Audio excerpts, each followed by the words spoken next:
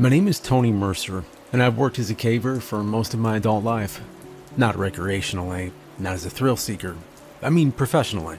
Mapping systems, assisting with recoveries, checking old mines, and guiding people who have no business being underground without someone who knows what they're doing. Most of my work has been in Appalachia, where the cave systems run deep, old, and mostly undocumented. If you've seen The Descent or read about Ted the Caver, you already have a frame of reference. Some of that stuff is exaggerated, some isn't. The part that's usually missing is how people survive these places more than once. Panic isn't what gets you out. Strength doesn't either. What keeps you alive are rules, specific ones, that exist because something happened badly enough that someone felt the need to warn the next person. Most caves are dangerous in predictable ways. Loose rock, low oxygen, bad footing, you can train for that. You prepare, you mitigate risk. Rock behaves like rock. Sound echoes the way sound should. Air moves where it's supposed to move. But not every cave follows those rules. The system I'm writing about sits deep in the Appalachian Range, far from any tourist access or marked trail. There's no sign pointing toward it. No fence, no warning placard. Just a narrow opening hidden by brush and stone, and a steady draft of cold air coming from a place that never sees sunlight. You don't find it by accident. Someone has to tell you where it is. The first time I went in, I wasn't alone. I was with Forrest Hale, who grew up in northern Georgia and carried himself like someone who didn't waste energy reacting to things until they actually mattered. Forrest had a slow southern drawl, steady hands, and the kind of calm you only get after spending years underground when things go wrong. He trusted his instincts more than equipment, and they'd keep him alive longer than most. The third was Laura Bennett. Laura was precise, careful, without being timid. She noticed changes in the cave before anybody else. Airflow shifts, subtle sounds, places where the rock felt wrong under your hand. She didn't talk much while moving, but when she did, it was because something needed attention. I trusted her judgment completely. We'd been inside parts of that system before, but on one trip we pushed farther than usual, past the sections we knew, past the points where most people turned back, deep enough that the rock stopped looking familiar, and the air felt heavier. And that was when I saw it. Carved directly into the stone wall of a narrow chamber, far enough inside that no one would do it casually, were 6 rules, not written in chalk, not scratched by a knife. They were cut into the rock, deep grooves worn smooth around the edges by time and moisture. Whoever carved them hadn't rushed. Each line was very deliberate. They were numbered 1 through 6. No explanation, no symbols, just the rules. I stood there for a long time, reading them over and over. I didn't understand most of them at first. Some didn't make sense at all. Forrest was quiet when he saw them. Laura took pictures and didn't say a word. I took a photo too. At the time, I thought they were a warning left by someone who got spooked. Maybe a joke. Maybe superstition carved in stone by miners or early cavers who didn't know any better. I was wrong.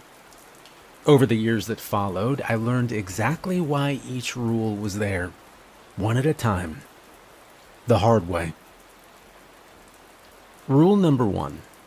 If you see green frogs, do not lick them. The first rule was carved deeper than the rest.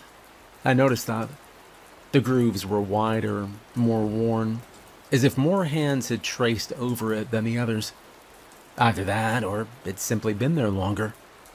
At the time, I thought it was a joke. I mean, who needs to be told not to lick a frog? I didn't say that out loud.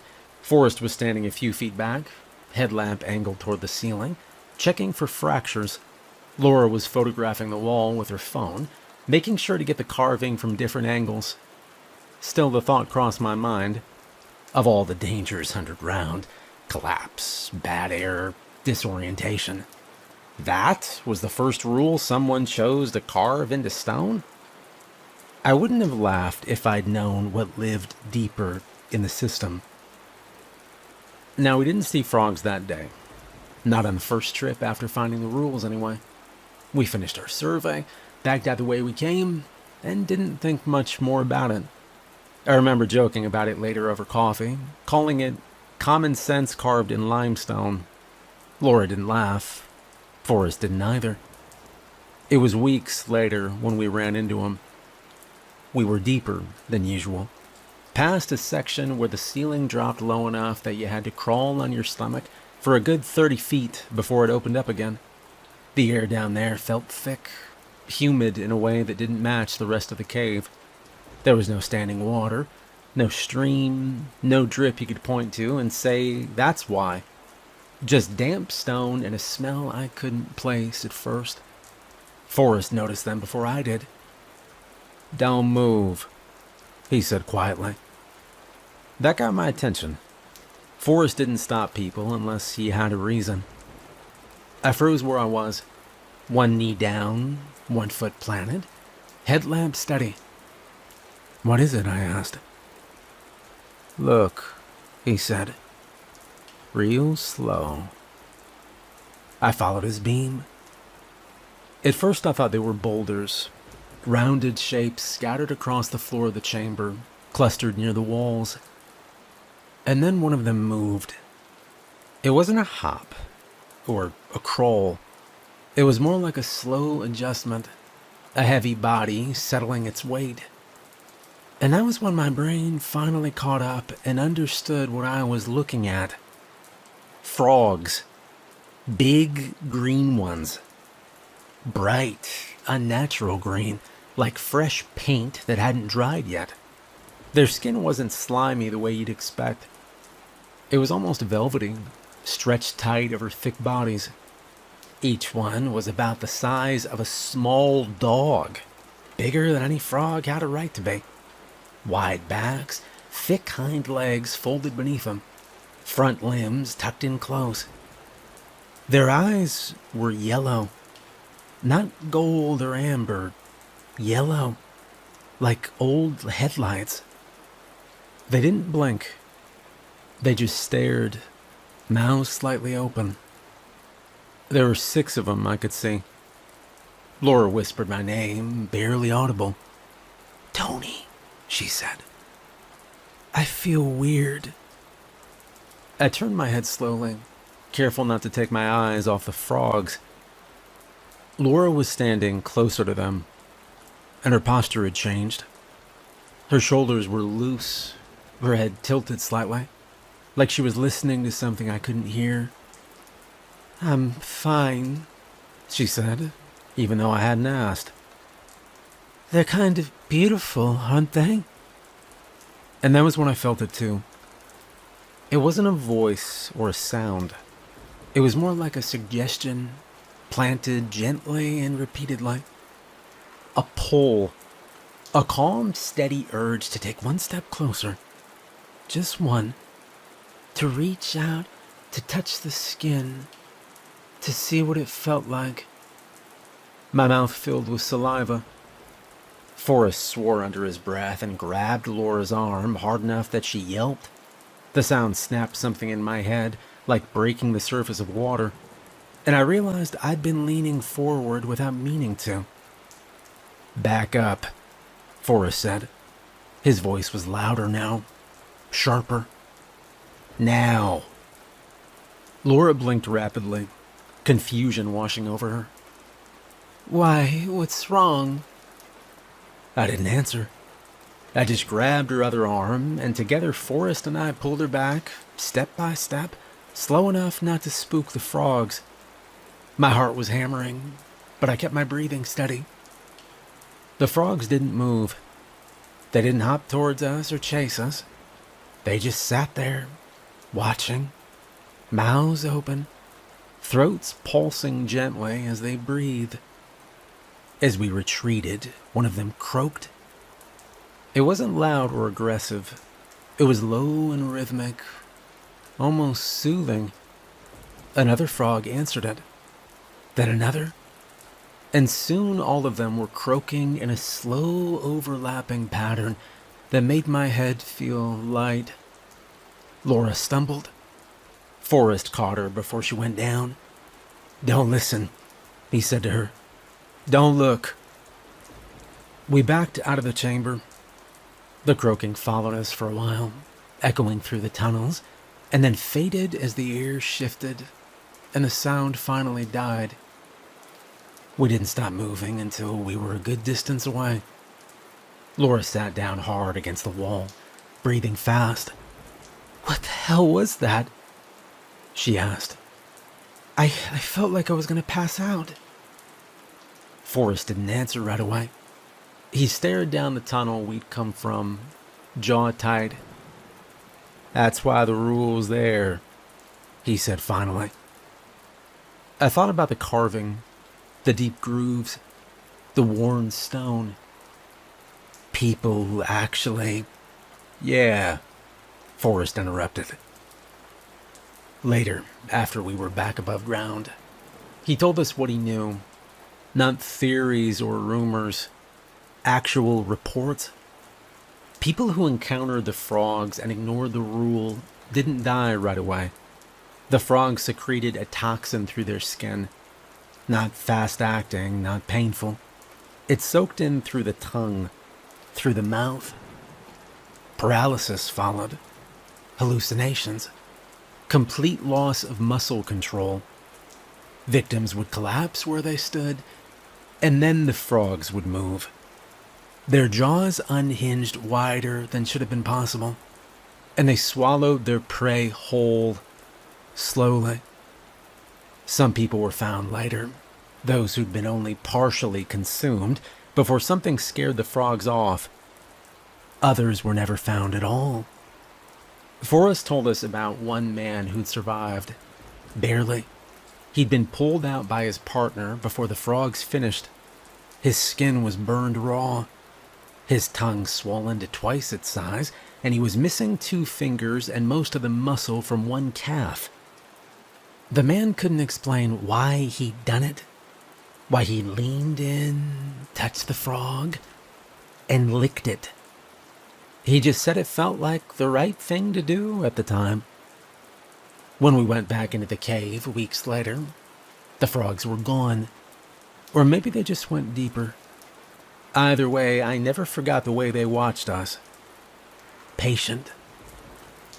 When I look at the carving now, if you see green frogs, do not lick them. I don't think it's a joke anymore. I don't think it's obvious.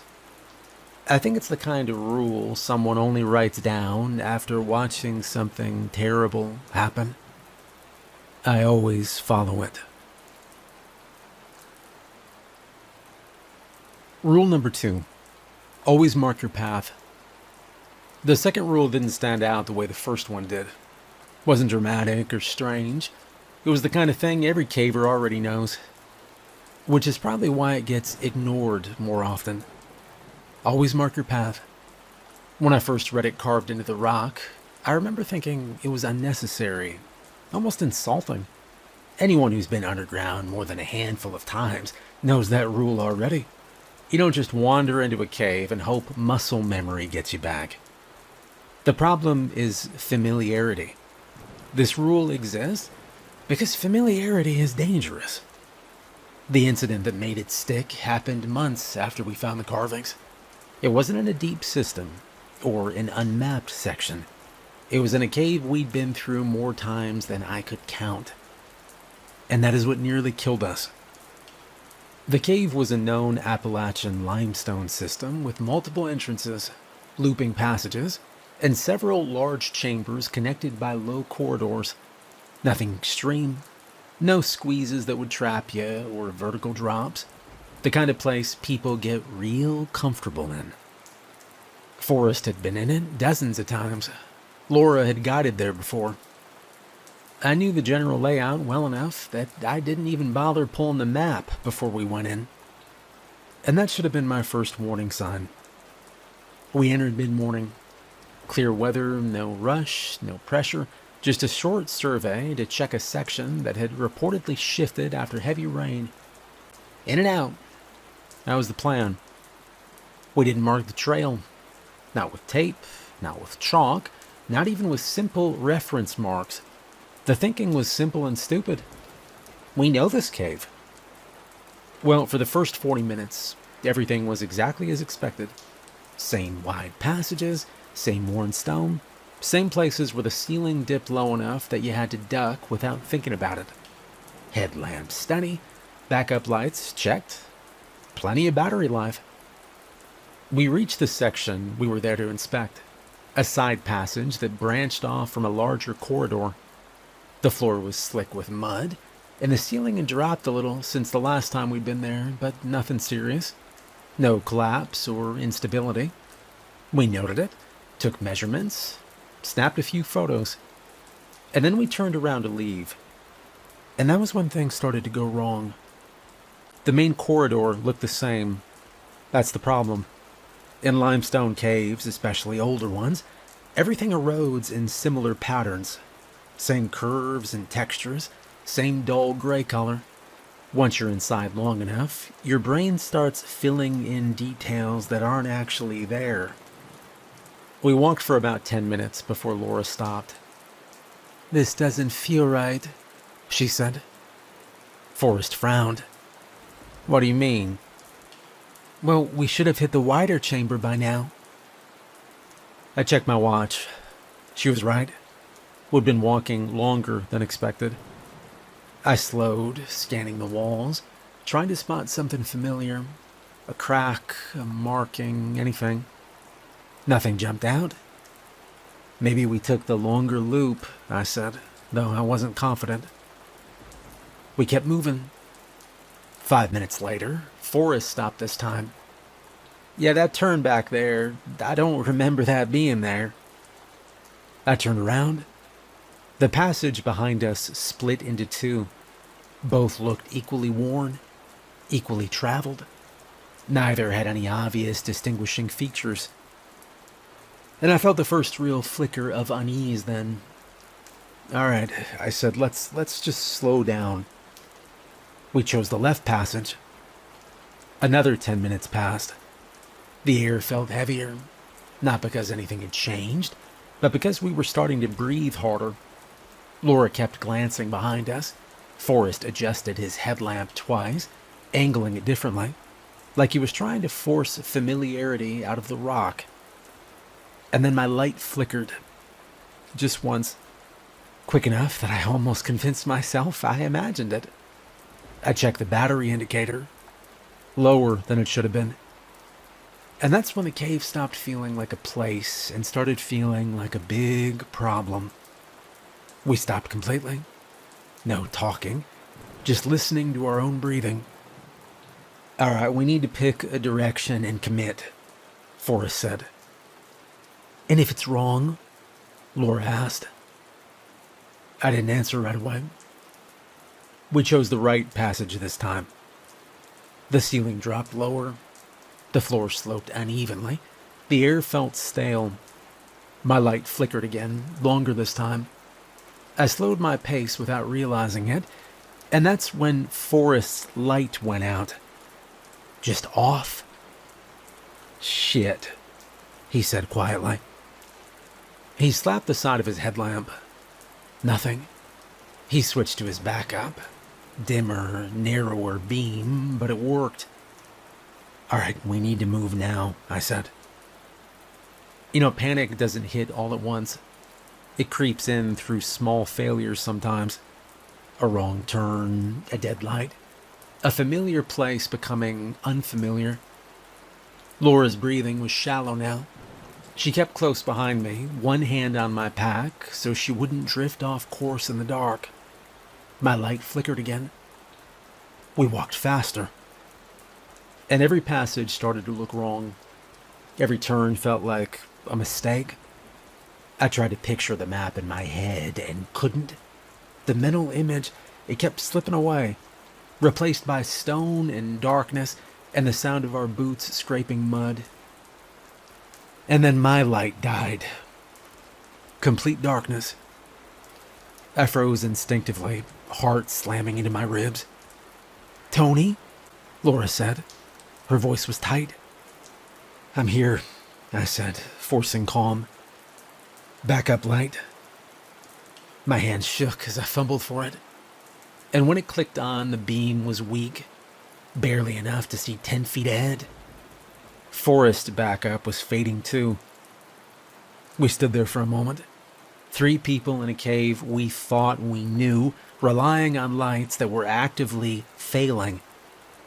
"This is my fault," I said. "We should have marked it." Forrest didn't argue. Laura didn't either.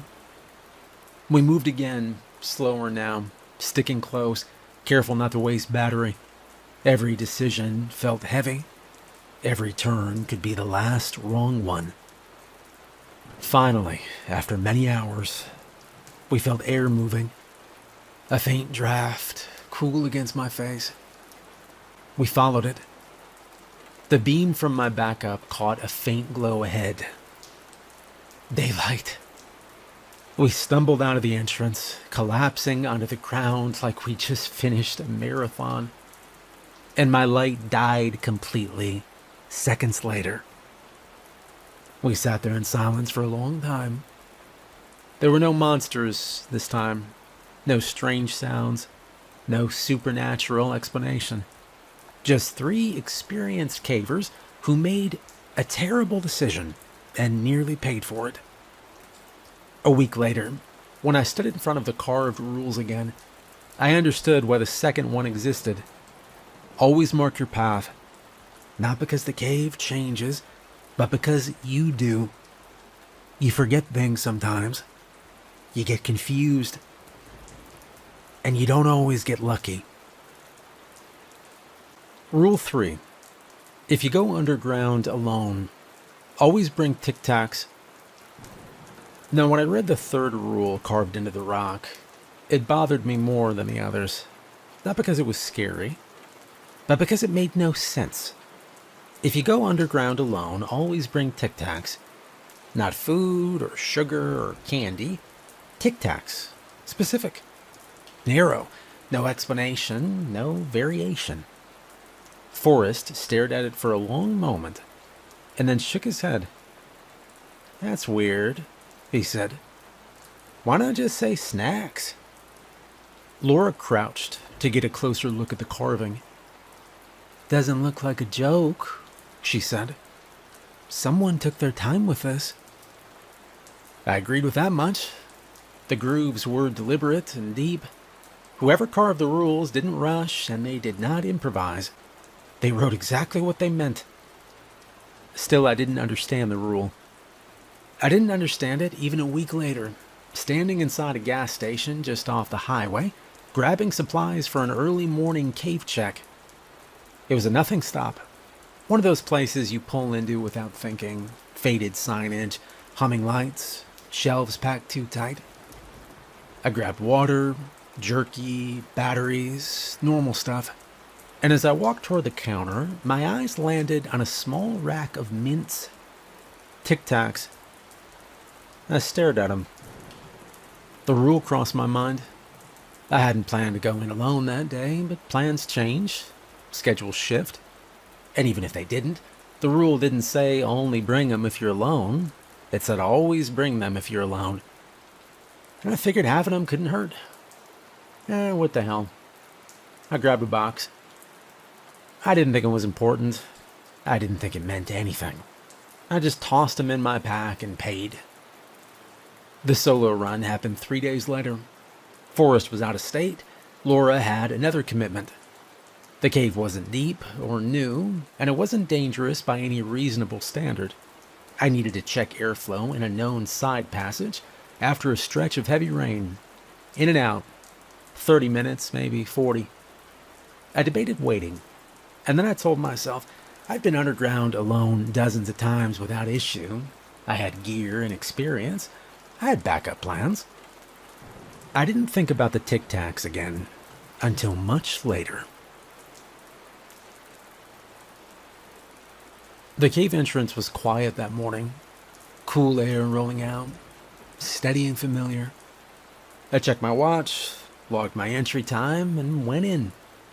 The first part of the route was wide enough to walk upright. The stone walls were smooth, worn by water over centuries. My headlamp caught a clean beam ahead of me.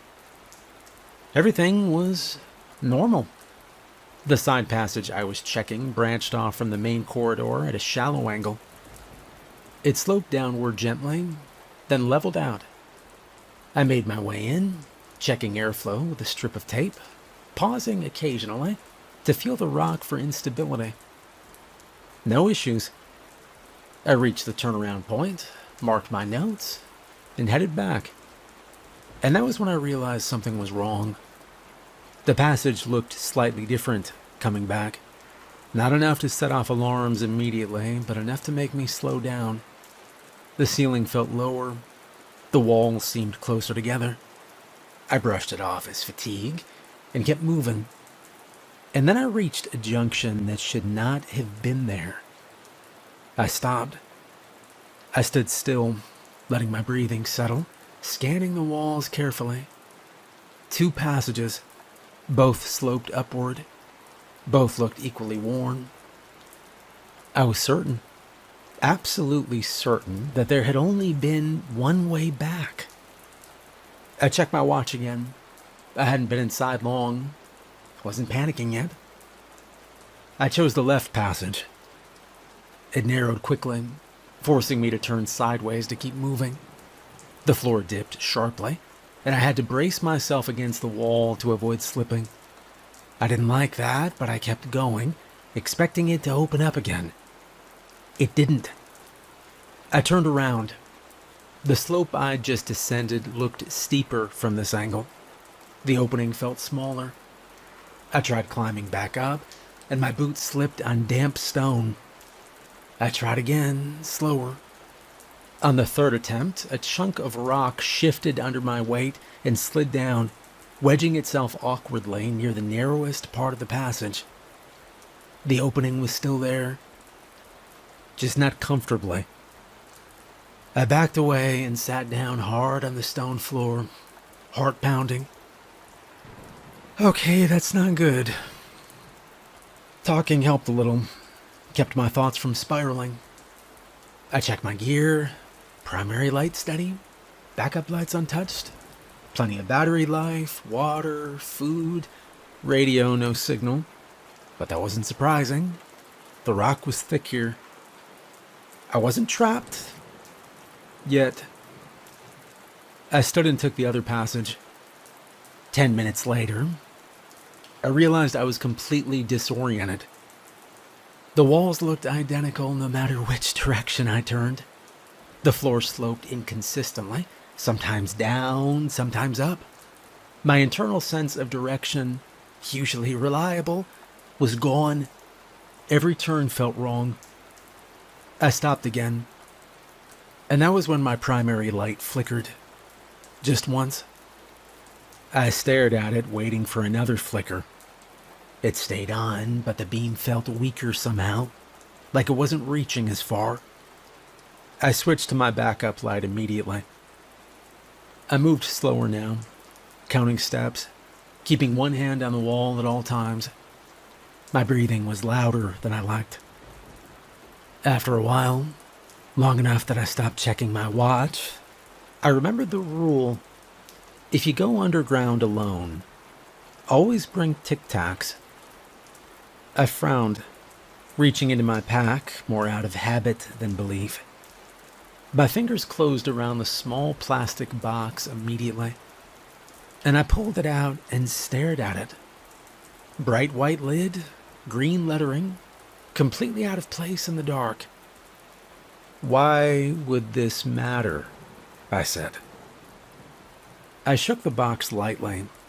The sound was sharp, loud in the confined space. Then I heard movement. It sounded like something flapping its wings, and then a faint scrape above me. I angled my light upward, and perched on a narrow ledge near the ceiling was a crow. Black and white feathers, sharp beak, pale eyes reflecting my light. It shouldn't have been there, Birds don't fly that deep underground. There was no food, no light, no reason for it to be there. It didn't move or make a sound. It just watched me. I didn't move either. And then, slowly, for a reason I still don't understand, I opened the tic-tac box. The sound echoed again, and the crow shifted, hopping once closer along the ledge. I took a tic-tac out and held it up on my palm. The crow tilted its head, studying me, then leaned forward and plucked it gently from my hand. Then it turned and flew, not erratically, not circling, straight down a passage I hadn't tried yet. It landed once, looked back at me, and stayed there. And I didn't think about it or question it, I just followed. The passage sloped upward. The air felt fresher with every step. My backup light dimmed further, barely holding on. The crow flew again, and then vanished around a bend. And seconds later, I saw daylight. I stepped out of the cave, and I sat on the ground for a long time after that, staring at the entrance. I don't know exactly why tic-tacs matter. I don't know why that crow showed up. What I do know is this. I brought those tic-tacs on a whim, and if I hadn't, I would not have survived. Rule 4. If the walls start breathing, run. The fourth rule was the shortest one carved into the rock. No explanation or qualifiers, just a sentence that didn't leave room for interpretation. If the walls start breathing, run. When I first read it, I assumed it was shorthand, a warning about unstable rock, condensation, pressure shifts, something you could explain away with geology if you wanted to. Limestone caves, they do strange things. Expansion, contraction, water pressure, changing the way surfaces look under a headlamp. That's what I told myself. But over the years, I heard the same story 3 times. Different people, different caves, same description. The first account came from a woman named Amy Madigan. No, not the actress. Amy wasn't inexperienced. She'd been caving for years and had assisted on multiple survey and rescue operations. She wasn't reckless, and she wasn't prone to exaggeration. I trusted her judgment, which is why I listened when she told me what happened. Her incident occurred near the entrance of an old mine tunnel that connected to a natural cave system. The opening was wide enough to walk through upright, and daylight was visible from where she'd been working. She and her team had been mapping side passages when she slipped and twisted her ankle badly enough that she couldn't put weight on it. The decision was made quickly. 2 people would head out to get help. Amy would stay put near the entrance, where there was airflow and enough room to sit upright. They secured her, checked her supplies, and left. She told me that at first, everything felt normal. She sat with her back against the stone, headlamp on low to conserve battery, listening to the sounds of the cave. Water dripping somewhere deeper in, faint echoes of her teammates moving away. And then the silence changed. The dripping stopped. The echoes faded. She shifted her position, and that was when she noticed the wall in front of her wasn't still anymore. She described it as subtle at first, a barely perceptible movement beneath the stone, like watching fabric settle, she said. The surface seemed to rise and fall, just a fraction of an inch. Amy told me she stared at it for a long time, trying to convince herself it was a trick of the light. She waved her hand in front of the beam, changed angles, blinked, but the movement didn't stop. The wall wasn't cracking or crumbling. It was expanding and contracting, slow and steady, like a chest drawing breath. Then it happened again, more pronounced this time. The stone bulged outward slightly before easing back. That was when she tried to move. She grabbed her pack and dragged herself away from the wall, ignoring the pain in her ankle. As she did, she noticed the tunnel behind her narrowing, drawing inward, like the space itself was tightening. That was when she saw the teeth.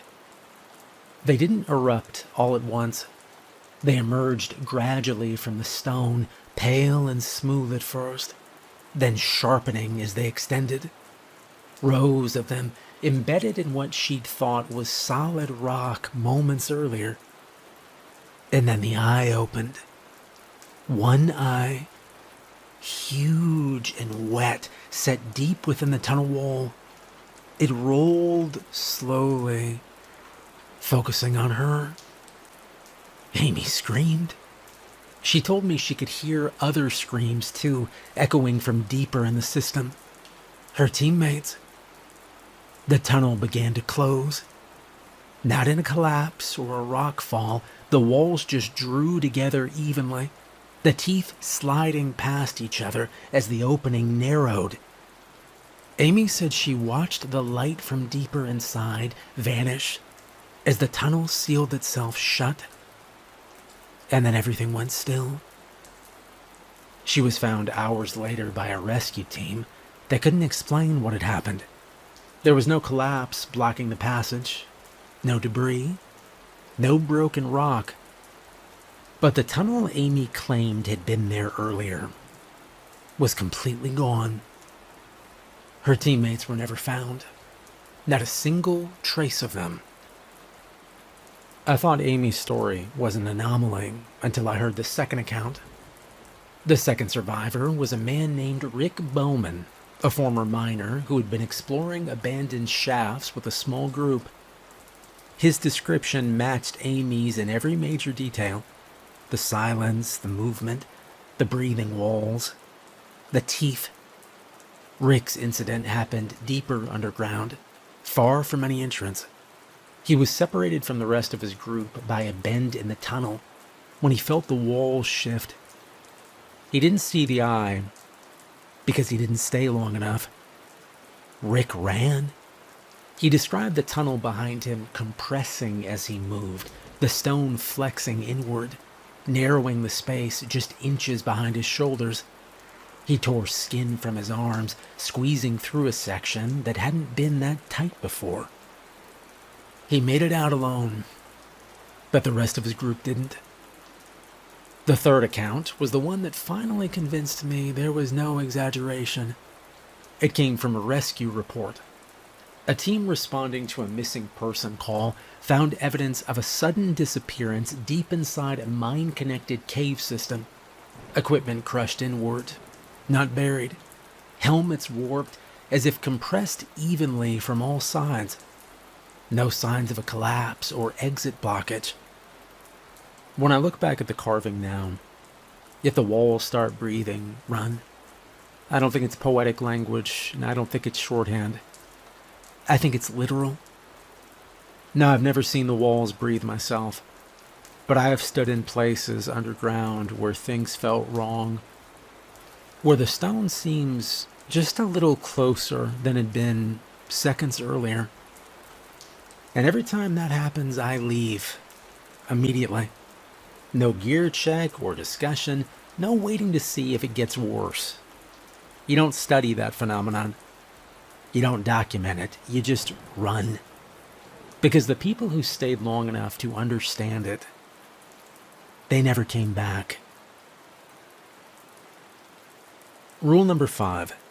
If you come across ghost miners, stay with them for a while.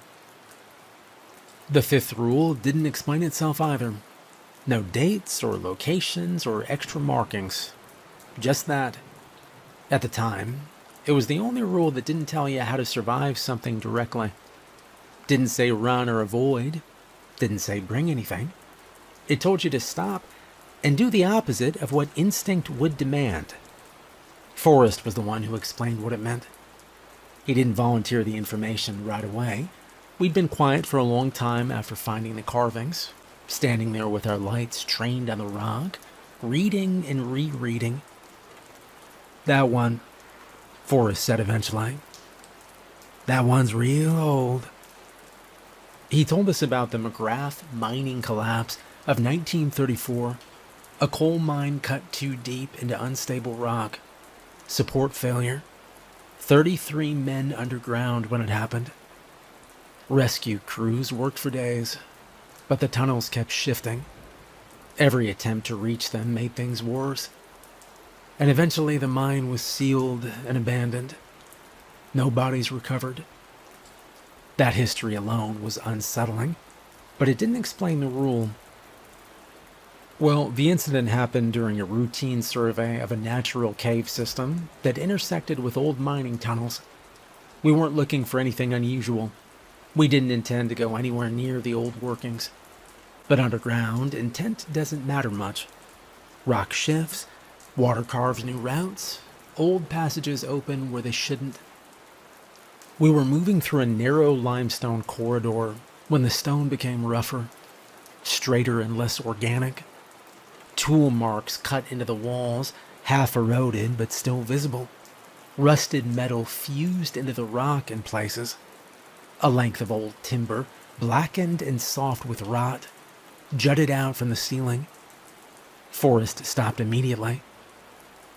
"This is a mine," he said quietly. Laura checked her map. "That doesn't make sense," she said. And that was when we heard the voice. "Hello? Is someone there?" It was a man's voice. Adult, tired. Forrest didn't move or speak. He raised one hand slowly, palm down, telling us to stay where we were.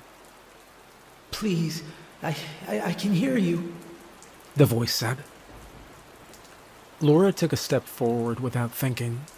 Forrest caught her by the sleeve. "That's one of them," he whispered.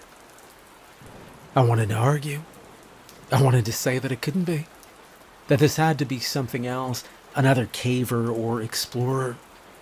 Somebody alive. But the deeper part of me already knew that wasn't true. The voice came again, clearer now. "Hello. We've been trapped for a while, but they'll be coming looking for us any time now." The word "us" hit hard. I stepped closer to the collapsed section of tunnel, careful not to touch anything.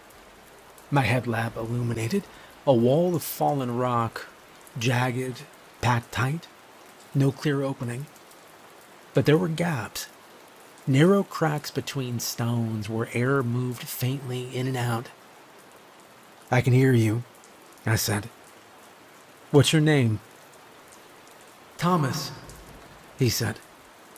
"Thomas McGrath." Forrest closed his eyes. "How long have you been down here, Thomas?" I asked. "Not long. Just since the shift started. There was a loud noise and everything went dark. We've been waiting." I didn't ask what year it was, or how old he was. I didn't correct him when he said "we." Forrest lowered himself to the ground and sat, back against the stone wall. Laura hesitated, eyes wet, then did the same. And I followed. That was the rule. Stay with them. So we did. We stayed there. Lights low, packs off. "So, what kind of work you do, Thomas?" I asked. "Coal," he began. "I've been at it since I was a boy. My father, too." "Do you have family?" Laura asked. "Yes," he said. "A wife. 2 kids. One's a new baby girl." Laura looked at Forrest, then at me. And we talked with him like that for a long time. We asked him about his work, his life, the men he was trapped with. He told us about the noise, the dust, how dark it got afterward. He said some of the men were hurt, but most were okay. Scared, but okay. "They're rested now," he said. "We're conserving our strength." At one point, he asked if we could spare some water. Forrest nodded to me. I pulled my bottle from my pack, and I carefully threaded the tube through one of the gaps in the rock. It took time, and I didn't rush. When Thomas took a drink, he sighed with relief. "Thank you. I have not had a drink in a long time." As time passed, his voice grew softer, slower. "They'll be looking for us any time now," he said again, his voice tired but hopeful. Forrest shot me a brief look, then nodded. We didn't promise rescue. We didn't tell him help was on the way, and we didn't say he was getting out. We let him believe what he needed to believe. Eventually his voice trailed off. Long pauses stretched between sentences. Then silence. We stayed seated. Minutes passed, then more. Laura wiped her face with the back of her glove, shoulders shaking quietly. Forrest stayed still, eyes closed, breathing slow. When we finally stood up to leave, the tunnel was silent. There was no voice anymore. When I think about that rule now, I understand it better than the others.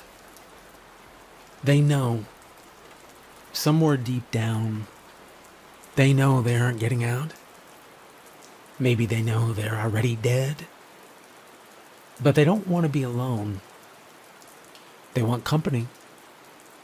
So if you ever hear a miner working where no one should be, or a voice calling from behind the rock, don't argue with it. Don't correct it. Don't tell them the truth they already sense. Just sit down, be good to them, then stay a while. Rule 6. If you see a German Shepherd underground, follow it. I didn't understand that rule for a long time. I'd been underground for years by then. I'd seen animals wander into cave entrances. Bats, snakes, raccoons. I'd even seen a stray dog once, near daylight, skittish and half-starved. But deep underground, far past natural light, that didn't make sense. Forrest didn't comment on that one when we first found it. Neither did Laura. We took pictures, logged the carvings, and moved on. I didn't think about the rule again until the rescue call came in. It was late afternoon when we got the call. A partial collapse in an active cave system used for guided tours and training runs. Not a deep mine or a remote system, but one of the safer ones. Or at least it was supposed to be. 2 people were unaccounted for.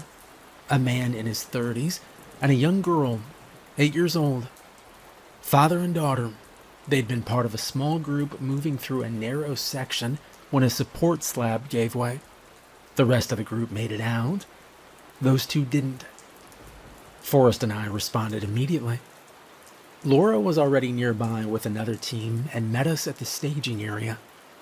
Rescue operations underground are chaos wrapped in procedure. Everybody knows their role, but nothing ever goes cleanly. Radios cut out, dust hangs in the air. Time stretches out.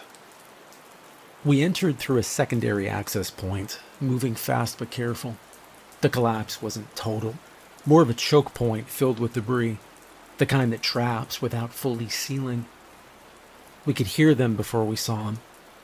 The man was shouting hoarsely, voice cracking. The girl was crying, weak and scared, but alive. That mattered. That meant time still mattered. We were working our way toward him when I saw movement ahead. At first, I thought it was another rescuer. And then my light caught the shape properly. A dog. A big German Shepherd. Standing in the tunnel ahead of us, calm and steady. ears forward, eyes reflecting the beam of my headlamp. No dust on its coat, no signs of panic, just waiting for us. Forrest stopped dead. The dog turned and started walking deeper into the cave, moving like it knew exactly where it was going. I remembered the rule then, and Forrest remembered it too. "Follow it," he said. We moved. The tunnel narrowed slightly, tighter than I would have chosen under normal circumstances. The dog moved through it without slowing. We followed, scraping packs and shoulders against stone, breathing hard. The air grew thicker with dust. The sound of the trapped man and girl faded, replaced by the dull thud of shifting rock somewhere deeper. The dog stopped at a break in the tunnel wall, a small opening I wouldn't have noticed if it hadn't been standing right there, just wide enough to squeeze through. The dog looked back at us once, and then went through. We followed, and on the other side was a low chamber, partially shielded from the collapse by a natural rock rib. And that was where they were. The man was pinned by debris across his legs, bleeding but conscious. The girl was curled against his chest, crying softly. When the dog stepped into the light, the girl saw it and gasped. "A doggy," she said weakly. The man looked up, stunned. We worked fast. Laura stabilized the girl while Forrest assessed the debris. I took position near the father, talking to him, keeping him focused. The dog stayed close, watching, occasionally moving just enough to stay out of the way, calm and alert. We freed the man's legs enough to move him, and then got the girl into my arms. She clung to my neck immediately, sobbing into my shoulder.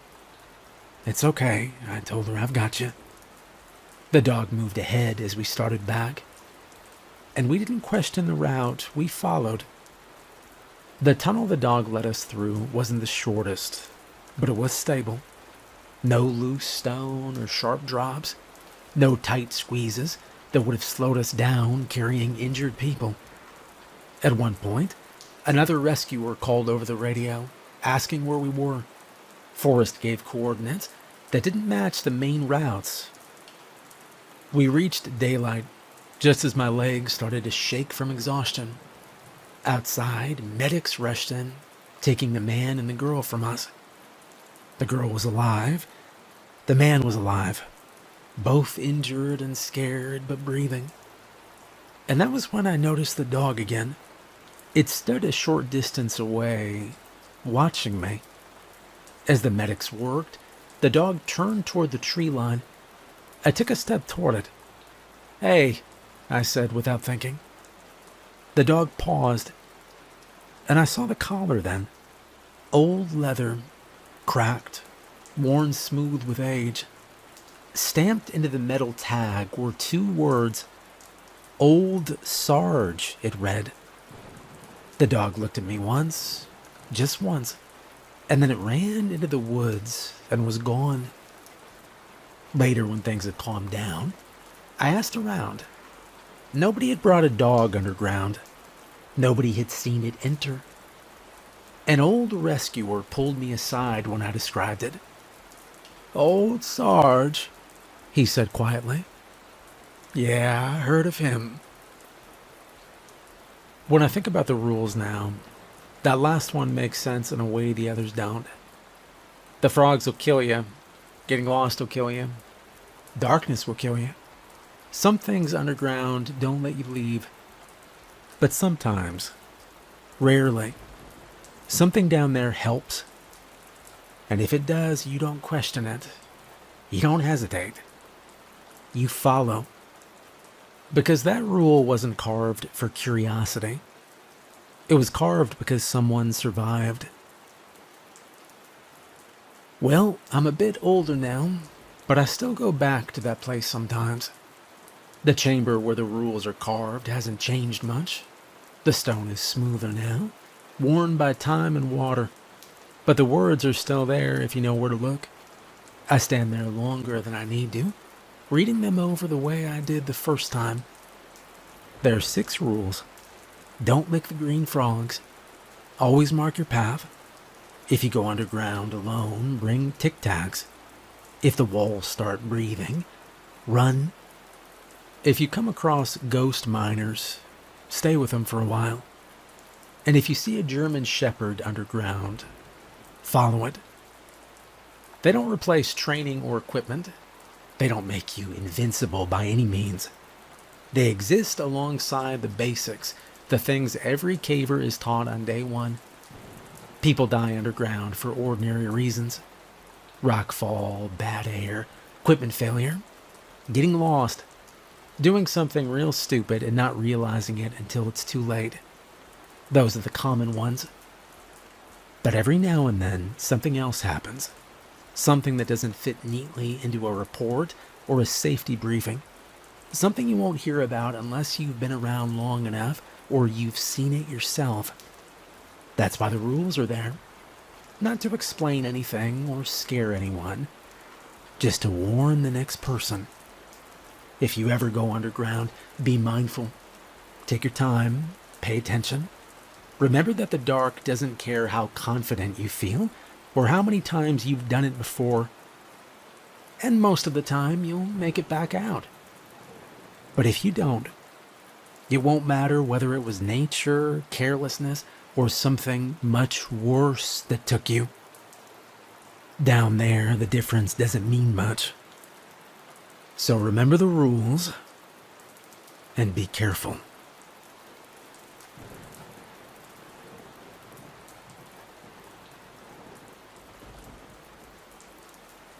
My name is Riley. I make my living going where most divers don't even like to look. Black water, no visibility, no sound except the regulator pulling breath in and out.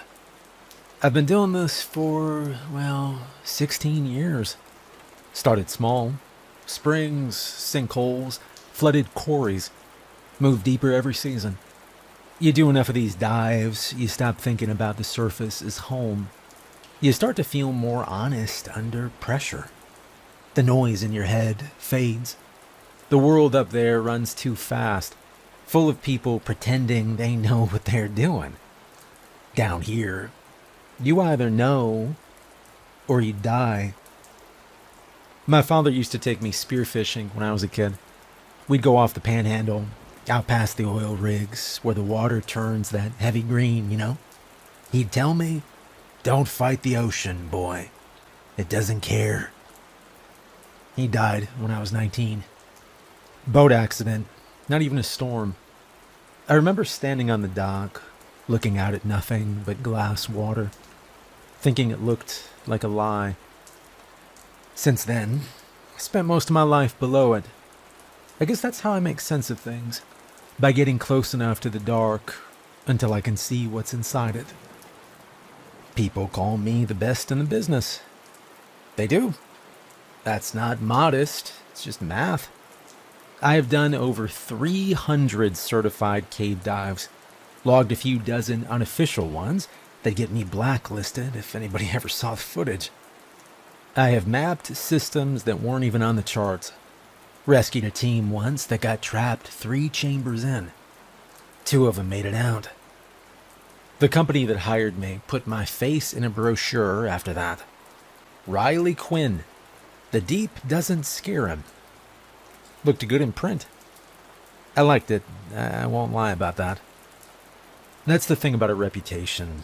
At first, it's a reward, and then it becomes a leash. People start expecting miracles, and once they do, you start believing you owe them one. You start to push the edge a little harder each time, just to stay the person they think you are. I've made peace with that. It's the cost of being known for something most people are too afraid to try. Lately, I've been working contracts for private biotech outfits.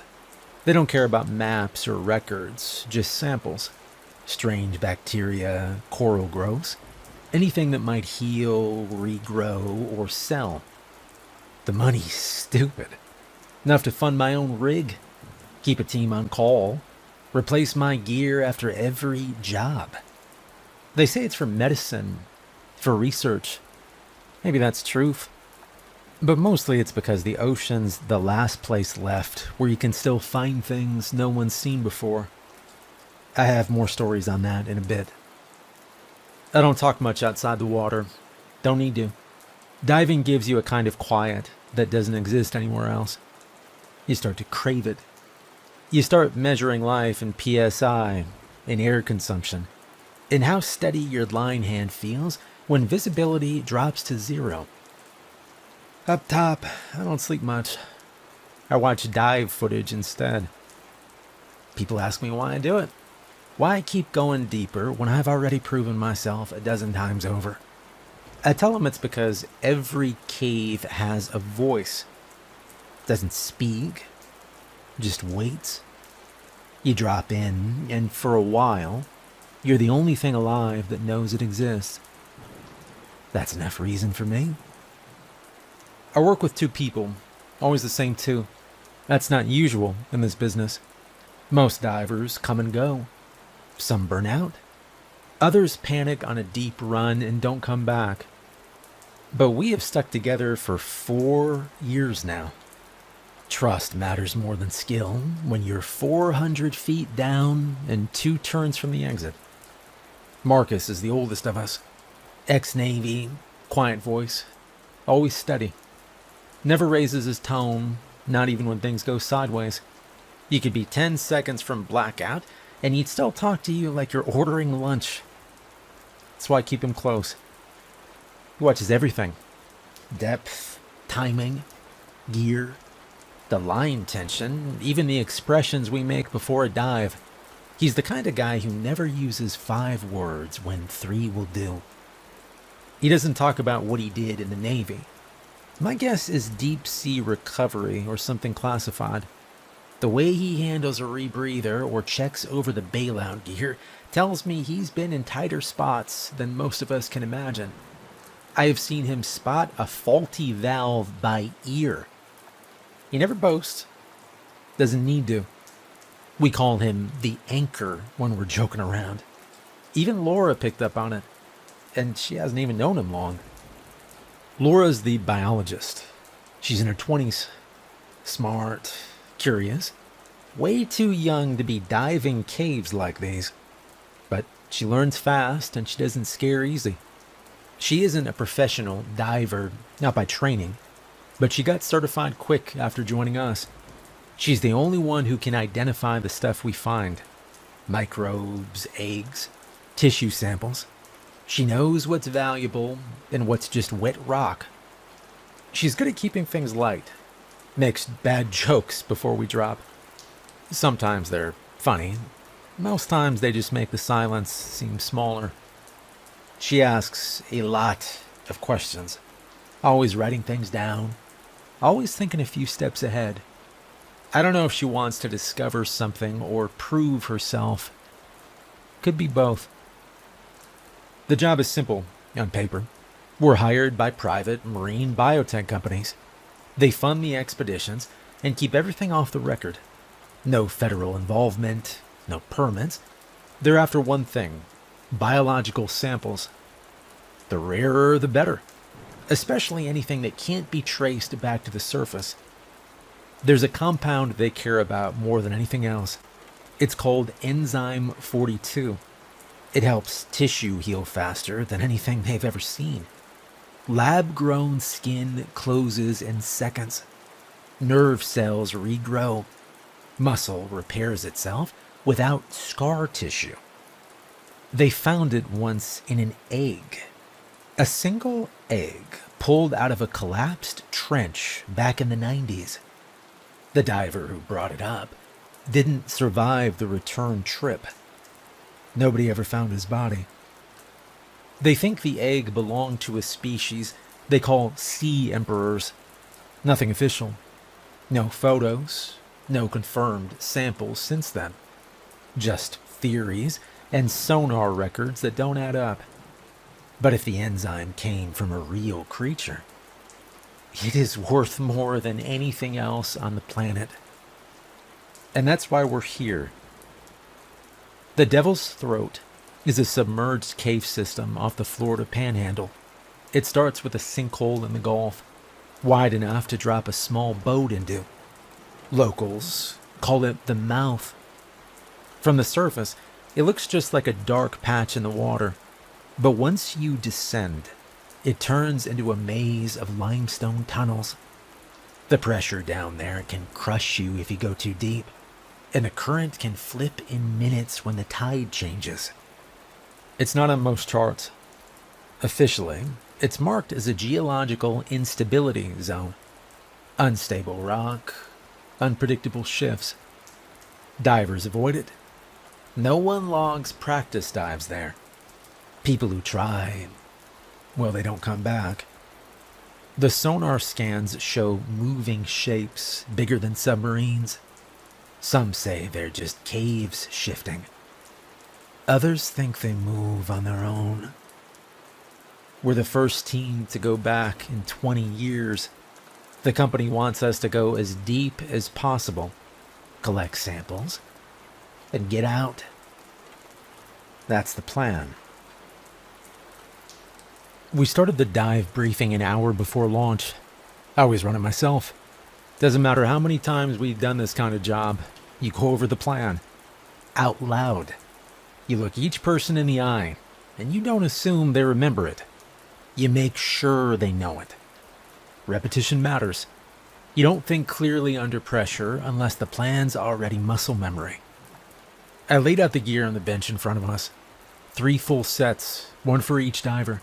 5 oxygen tanks per person, each one topped off and triple checked for pressure and seal. Every tank was labeled with color-coded tape, marked for depth and order of use. We don't use standard open circuit scuba. Our suits run closed circuit rebreathers. That means we recycle exhaled gas, extend bottom line, and keep bubbles to a minimum. But rebreathers can fail, so each tank is a backup. We also set emergency tanks along the route. 1 tank every 100 meters, clipped to the guideline. If something breaks, you fall back, grab a tank, and get out. That's the rule. No freelancing, no hero dives. All right, 3 divers, I said. 5 tanks each, 300 meters of safety line. I paused. Objective is Chamber Delta. Laura looked up at that. She tapped her tablet and brought up the cave map. She zoomed in on the lower half. The Devil's Throat system branches out in 5 main directions from the primary sinkhole: Alpha, Bravo, Charlie, Delta, and Echo. 4 of them have been partially mapped, at least to a certain point. Only Delta was left unfinished. Drones had been sent into Delta in 2004. They got in about 100 meters before the footage cut out. Not an equipment failure, just scrambled data. Glitchy, corrupted, like something interfered with the signal. Most people figured it was just the pressure of the mineral content in the rock. But I don't guess when it comes to diving. You go in prepared, or you don't go in at all. I stepped to the map Laura was projecting. I pointed to the route. From entry, we're going 270 meters horizontal, 110 meters vertical. We follow the main tunnel, fork left at marker 7, descend past the ridge. At the second bend, we switch to crawl mode. It's a tight fit past there. If we don't reach the chamber in 90 minutes, we turn back. No exceptions. Laura nodded and tapped the record icon on her tablet. She always logs every briefing: voice notes, GPS tags, personal readings, and environmental data. That's how she handles pressure. She tracks everything. Marcus didn't say anything, but I saw him coiling the line again from scratch. He always does it himself. The guideline is bright yellow, made from a high-strength synthetic. It has directional knots every 5 meters. Pull forward, you feel the knot one way. Pull back, moves the other. That's how you know which way is out, even blind. There's no GPS down there. No signal. Just line and time. I kept going. Objective is a fossilized nest. The lab flagged it in the drone scan. It's a formation in chamber delta that shows a cluster of shell-like structures, organic in shape. Could be mineral, could be actual remains. The lab's interested in one thing, and that is residue. Define residue, Laura said, not looking up. Anything sticky, crusted, or embedded in the wall, I replied. They're looking for biomaterial, especially if it shows signs of growth. She raised her eyebrows slightly. So we're hoping for a trail. Not a trail, I began. A sample of enzyme 42. That changed the room. Even Marcus paused. Enzyme 42, it's not just a lab compound. It's the reason any of us were even on this job. The last confirmed sample came from an egg pulled out of a collapsed trench near the Cayman Rise back in '97. The diver brought it to the surface, but didn't survive the trip back. The egg cracked during decompression. What leaked out of it was like anything else ever recorded. Cells soaked in the enzyme regenerated. Fast. Too fast.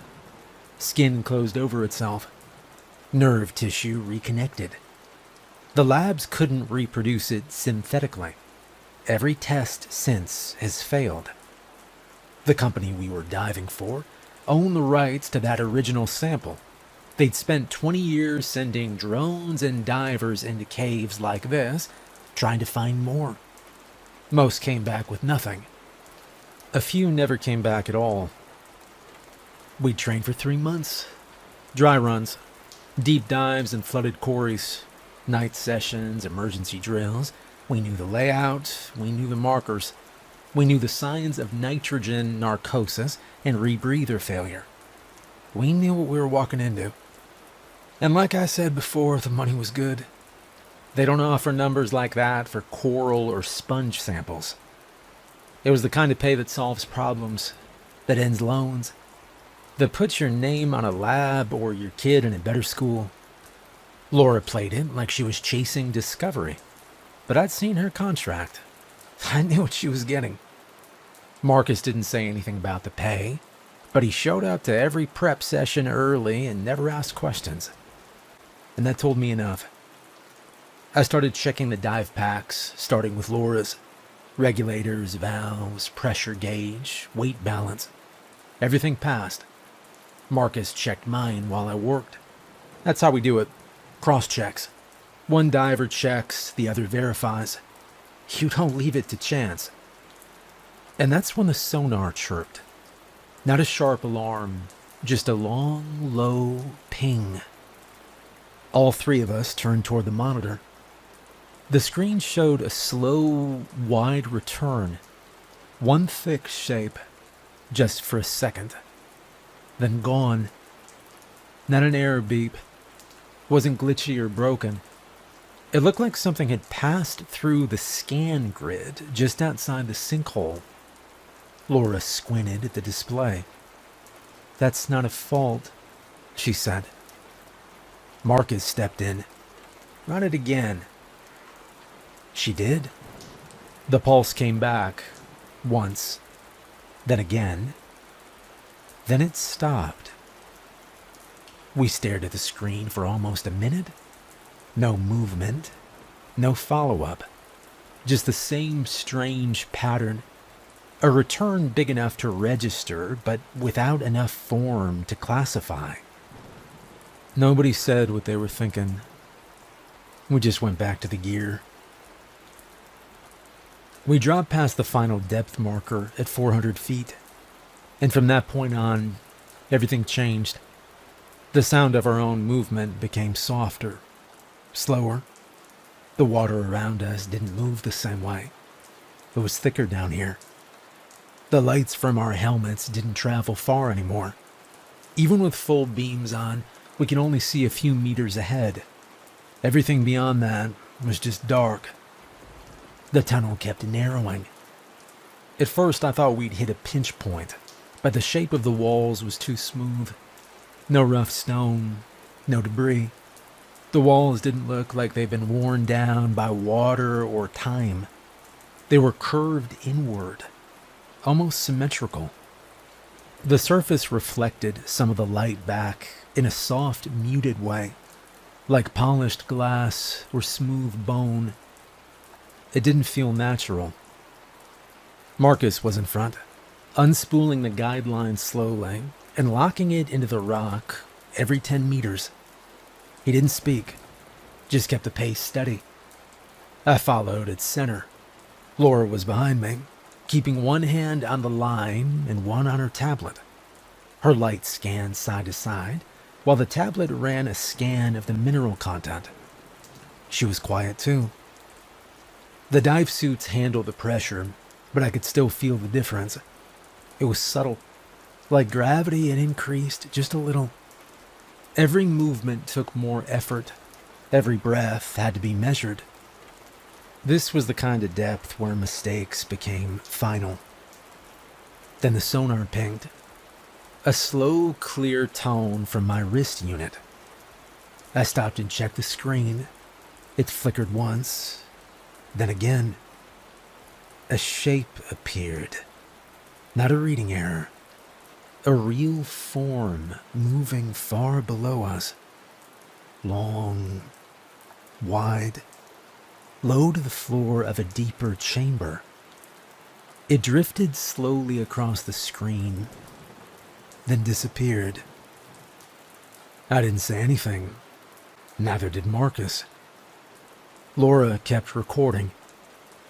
Maybe she didn't see the screen, or maybe she chose not to mention it. We kept moving. The tunnel led to a wide drop-off. It opened suddenly, like stepping to the edge of a cliff. Below us, the cave floor stretched out into a massive basin, flat and wide. Our lights barely reached the far edges. The space was enormous, bigger than anything we'd seen on the maps. It was shaped like a stadium. Laura moved closer to me. She pointed her light down, and that's when we saw them. Shells. Huge, spiraled shells embedded in the cave floor. Dozens. Some stood upright like statues. Others rested on their sides or at angles, partially buried in sediment. They looked like ammonites, those ancient marine creatures, but at a scale that didn't make sense. Marcus broke the silence through comms. Fossils. Ancient. Laura drifted lower, scanning the nearest one. She circled it slowly. No, she began. They're molted. I moved closer and looked again. She was right. These weren't solid fossil shells. They were hollow. The center of each spiral was empty, as if something had pushed its way out from inside. The edges were curled and soft-looking, not stone, something more flexible. They looked like shed skins. None of us moved for a while. I stared at him, and something clicked in my memory, something from the pre-dive briefing.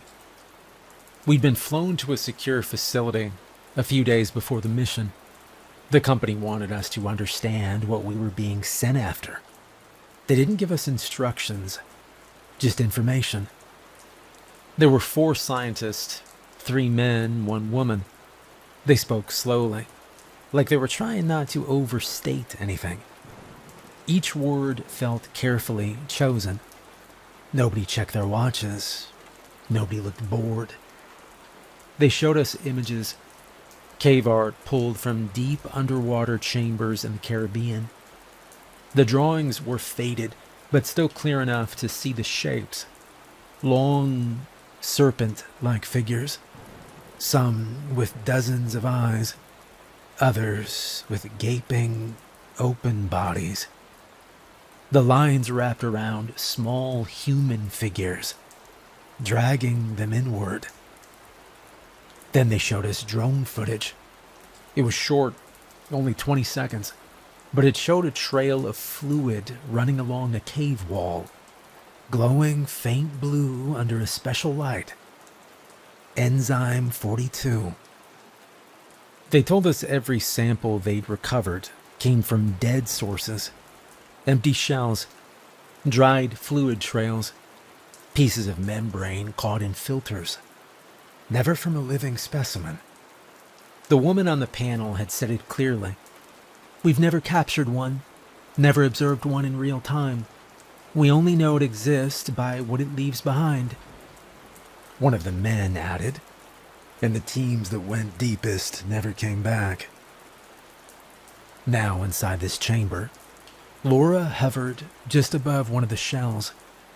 She scanned it with the tablet, then tagged its location. This isn't fossilized, she began. It's recent. Marcus leaned in. How recent? I don't know, she began. But this isn't rock. It's protein. Organic. The shell's hollow. Look. She reached out with one gloved hand and brushed the surface. A thin layer peeled back, curling away like skin. It floated upward, delicate and light. The rest of the shell didn't move. But now I could see what it really was. Not a fossil, not a rock. It was something that had lived here. Something that had grown, then left. And we were right inside the place that it had left behind. The tunnel curved wide after the molted shells. We moved slowly, careful not to kick up the sediment along the floor. The rock gave way to open space. It was larger than we expected. Much larger. The chamber ahead wasn't marked on any map. It looked like a dome, perfectly rounded, with a smooth ceiling and an uneven floor. I could see debris scattered across the bottom. Not stone, not coral. Looked almost man-made. I dropped lower, shining my light across the ground. Tanks. Diving tanks. Some rusted through, others still intact. A few were half buried in the sediment, but most looked like they'd been dropped in a rush. Then I saw the helmets. Some were cracked, others were still whole, lying open like they'd been taken off. One had a name label barely visible through a layer of grime. I didn't recognize it. Then we saw the bodies. Not skeletons. These were something else. Some were just bone, fused into the limestone like fossils. Arms stretched out, legs bent, but others still had shape. Not alive, not fresh, just preserved. Flesh that hadn't rotted, suits that hadn't torn. One diver looked like he was reaching forward, his gloved hand outstretched toward a wall crack. The wall had grown around his fingers, sealing him in. Laura hovered beside me. Her voice came through the comms. They didn't die fast. Marcus said nothing. He scanned the walls. Laura moved closer to a fissure. A clear fluid leaked from a hairline crack in the stone. It dripped slow, steady, forming a small pool at the base. She pulled out a vial and caught a sample. When she passed her light over the fluid, it reacted. It pulsed just once, like it knew it was being seen. Laura spoke through the comms again. It's active. Cell movement. Maybe heat reactive. Marcus floated beside her, eyeing the vial. Looks like the mucus they have back at the lab. He was right. The samples we'd trained with were always diluted, stabilized. This was raw and unfiltered. Laura sealed the vial and marked it. I watched her hands. She wasn't shaking, but she was working faster now. And that's when the current shifted. It didn't rush or pull right away. It was subtle at first, a slow reversal of direction. Our line began to sway. Particles drifted sideways instead of falling straight down. And then we heard it. A deep groan. Not metal, not rock. It came through the stone itself, long and hollow, like a whale song, slowed down until it barely registered as a tone. We froze. The sound didn't repeat, but something moved above us. Not a ripple, not a swirl. A shape. Long, smooth, moving slow. I pointed my light upward. The beam caught it for half a second. It was massive. Longer than any creature I'd ever seen. Bigger than a whale. Its skin was translucent, stretched thin like jellyfish membrane, with streaks of blue light running under the surface. The light shifted with its movement, almost like veins. And the eyes, not 2, not 4, a dozen at least, each one set in a different direction. Some looked down, others tracked us. They didn't blink. They just followed. The mouth didn't open. It unfolded. Slits peeled back from the center, revealing rows of short, spiraled limbs, almost like tongues or fingers. They moved on their own, twitching, adjusting, searching. Marcus didn't speak. He didn't aim. He just reacted. The flare gun fired. The chamber filled with white light. And for a second, we saw everything. The creature, the size of the dome, the scattered gear, the old bodies. And then the light vanished behind a rising cloud of silt. The flare had hit something, but I couldn't see what. And then the current snapped. It pulled from below. A whirlpool formed near the fissure where Laura had taken the sample. She screamed. Her body dropped fast, yanked downward. Her tether line stretched, then snapped. The scream cut off. I dropped toward the current, but I was too far. I couldn't see her. I only saw the splash of red that followed. It didn't rise quickly. It spread out slow, like smoke in zero gravity. Marcus didn't hesitate. He dove after her. No words, no plan, he just went. I looked down. I waited for a moment. Nothing came back. No movement, no signal. Then the sonar failed. Everything went quiet again. And I was alone. I don't remember surfacing. The last clear thought I had was turning away from the dome chamber. I checked the line and started moving. Every part of me knew to leave, but I don't remember choosing it. I guess I just moved. I followed the guideline like it was the only thing left. It didn't feel like the same line we'd come in on. It felt longer. The turns felt wrong. My hands were slow on the knots.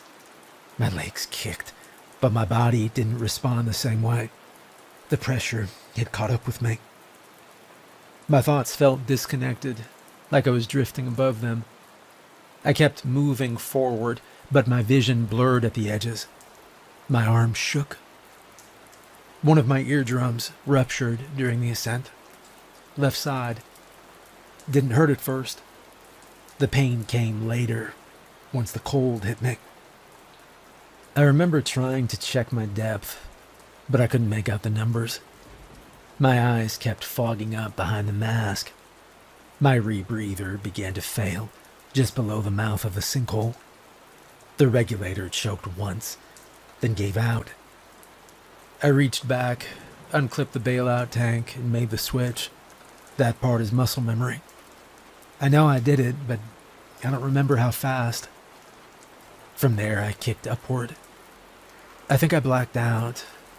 Maybe at 60 feet, maybe higher. They told me the rescue boat found me, floating face up near the buoy line. The dive team pulled me on board, and I was half conscious. They said I was still clutching the camera in both hands, pressed tight against my cheek, like it was part of me. I was bleeding from my left ear. My lips were dry and cracked from exposure. There was a tear in my suit along the shoulder seam. The medics said I had a mild case of decompression sickness. They were surprised it wasn't worse. They got me under heat packs and fluids. I remember the deck being cold under my back. I remember the motion of the boat more than the people on it. I couldn't focus on faces. But I was awake when they took the camera. The body camera I wore through the dive had recorded everything. It was heat sealed into the rig and ran on a closed circuit with local backup. Even if it lost signal, it kept recording. The video was mostly useless. The footage was full of silt, low light, and movement blur. The lens was cracked at some point during the descent. Every shift in water pressure distorted the picture. But the audio was clean. In the recovery tent the next morning, they played it back in a loop. A few members of the lab team were there. A couple of the dive coordinators stood off to the side. No one spoke for the first few minutes. Laura's voice came through first. Calm, collected.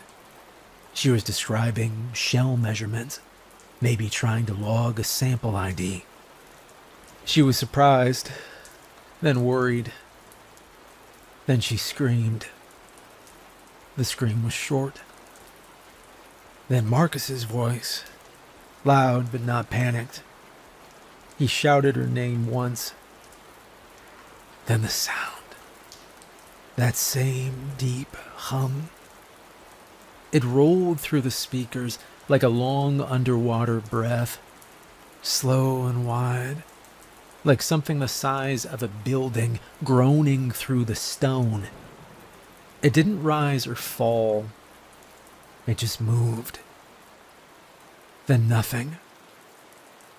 No more voices, no impacts, no collapse, no alarms.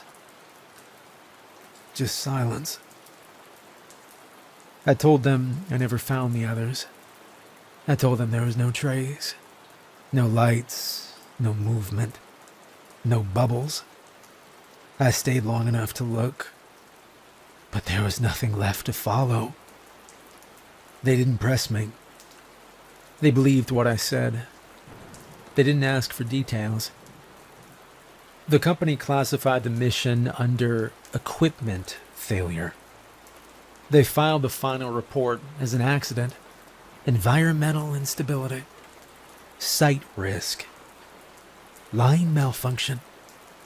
The dive was marked as terminated due to safety loss. No negligence, no foul play. Nobody blamed me. The lab team ran the audio through a review panel. I wasn't invited to those meetings. I read the summary report later, though. The official term they used was indeterminate biological presence. That was all they said about it. They didn't mention the creature, not once. They didn't ask if I'd seen anything.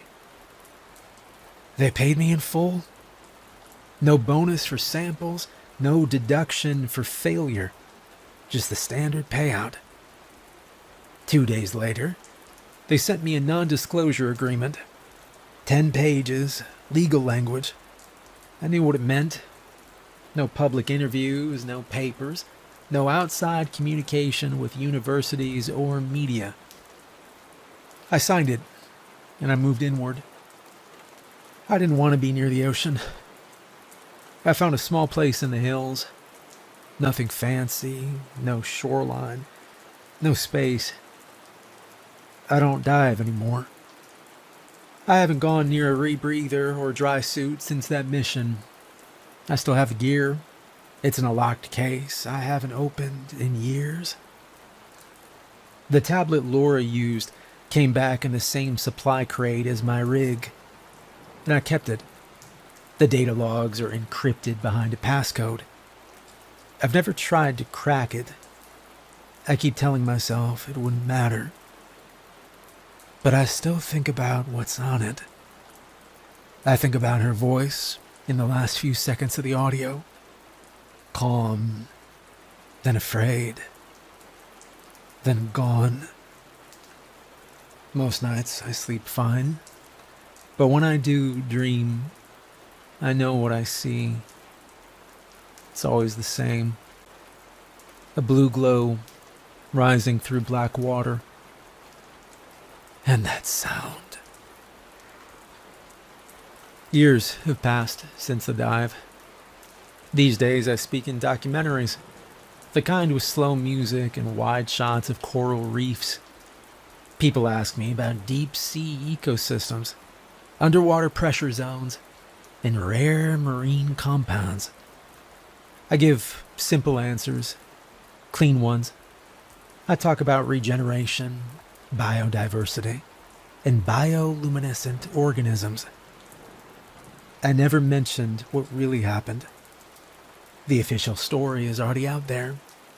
Equipment failure, compromised line, poor visibility, unstable conditions, 2 divers lost, 1 survivor. Case closed. But when the cameras turn off and the interviews end, I stay behind. I still dive. Not in caves, not anymore. Now I charter submersibles. I fund the trips myself when I have to. Other times I convince labs or universities to lend me equipment. I tell them it's for research. I use old data from the Devil's Throat to write papers about sonar behavior and deep ocean drift patterns. Most of it's true, and the rest is close enough. The real reason I'm out there is simple. I'm hunting.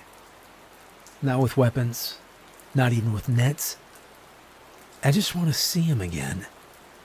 Sea emperors. Since my dive, the number of deep sea sightings has gone up. Not by much. Just a few blips on sonar here and there. But they're consistent. Always deep trenches. Always at night. Always the same report. Something massive and glowing. Most are dismissed. The Navy calls them sonar ghost, false echoes, geological shifts. They're wrong. I've built a private log. I call it monster patterns. It's not public. Nobody else sees it. Each entry has a time, a location, and depth, and a description. They're not random. They move with the seasons. I started noticing it in the second year. The sightings match the lunar cycle, like how crops follow a cycle of harvest. New moon, first quarter, full. It's not about tides. Something beneath the surface is following a pattern. And that pattern is changing. They're moving closer to shore. The first entries were all deep trench zones. Mid-Atlantic Ridge, Puerto Rico Trench. Places that go down 6 miles or more. But now, the latest reports come from the continental shelf. Shallower waters. Fishermen reporting strange lights under their boat. Oil rigs recording structural vibrations they can't explain. I try not to jump to conclusions, but I know what I saw. I remember the eyes tracking me in that chamber with a sense of awareness, like it'd seen 1,000 of me before, and would see 1,000 more. Laura and Marcus are still gone. Their bodies never came back. No signals, no remains, nothing. I still think about what happened in that last second. What they saw, what they felt. Whether it was over quickly. I never talk about them on camera. If someone asks, I change the subject. They deserve more than to be mentioned in passing. I've spoken to a few scientists who continue to study the sea emperors in secret. Some believe that they're part of a forgotten branch of evolution, animals that adapted to pressure and darkness in ways we can't understand. Others think they're still myths, overactive sonar, old diver stories recycled over beers. I try not to argue with them. I just say one thing. The ocean's not empty. It never was. And we only saw one of them.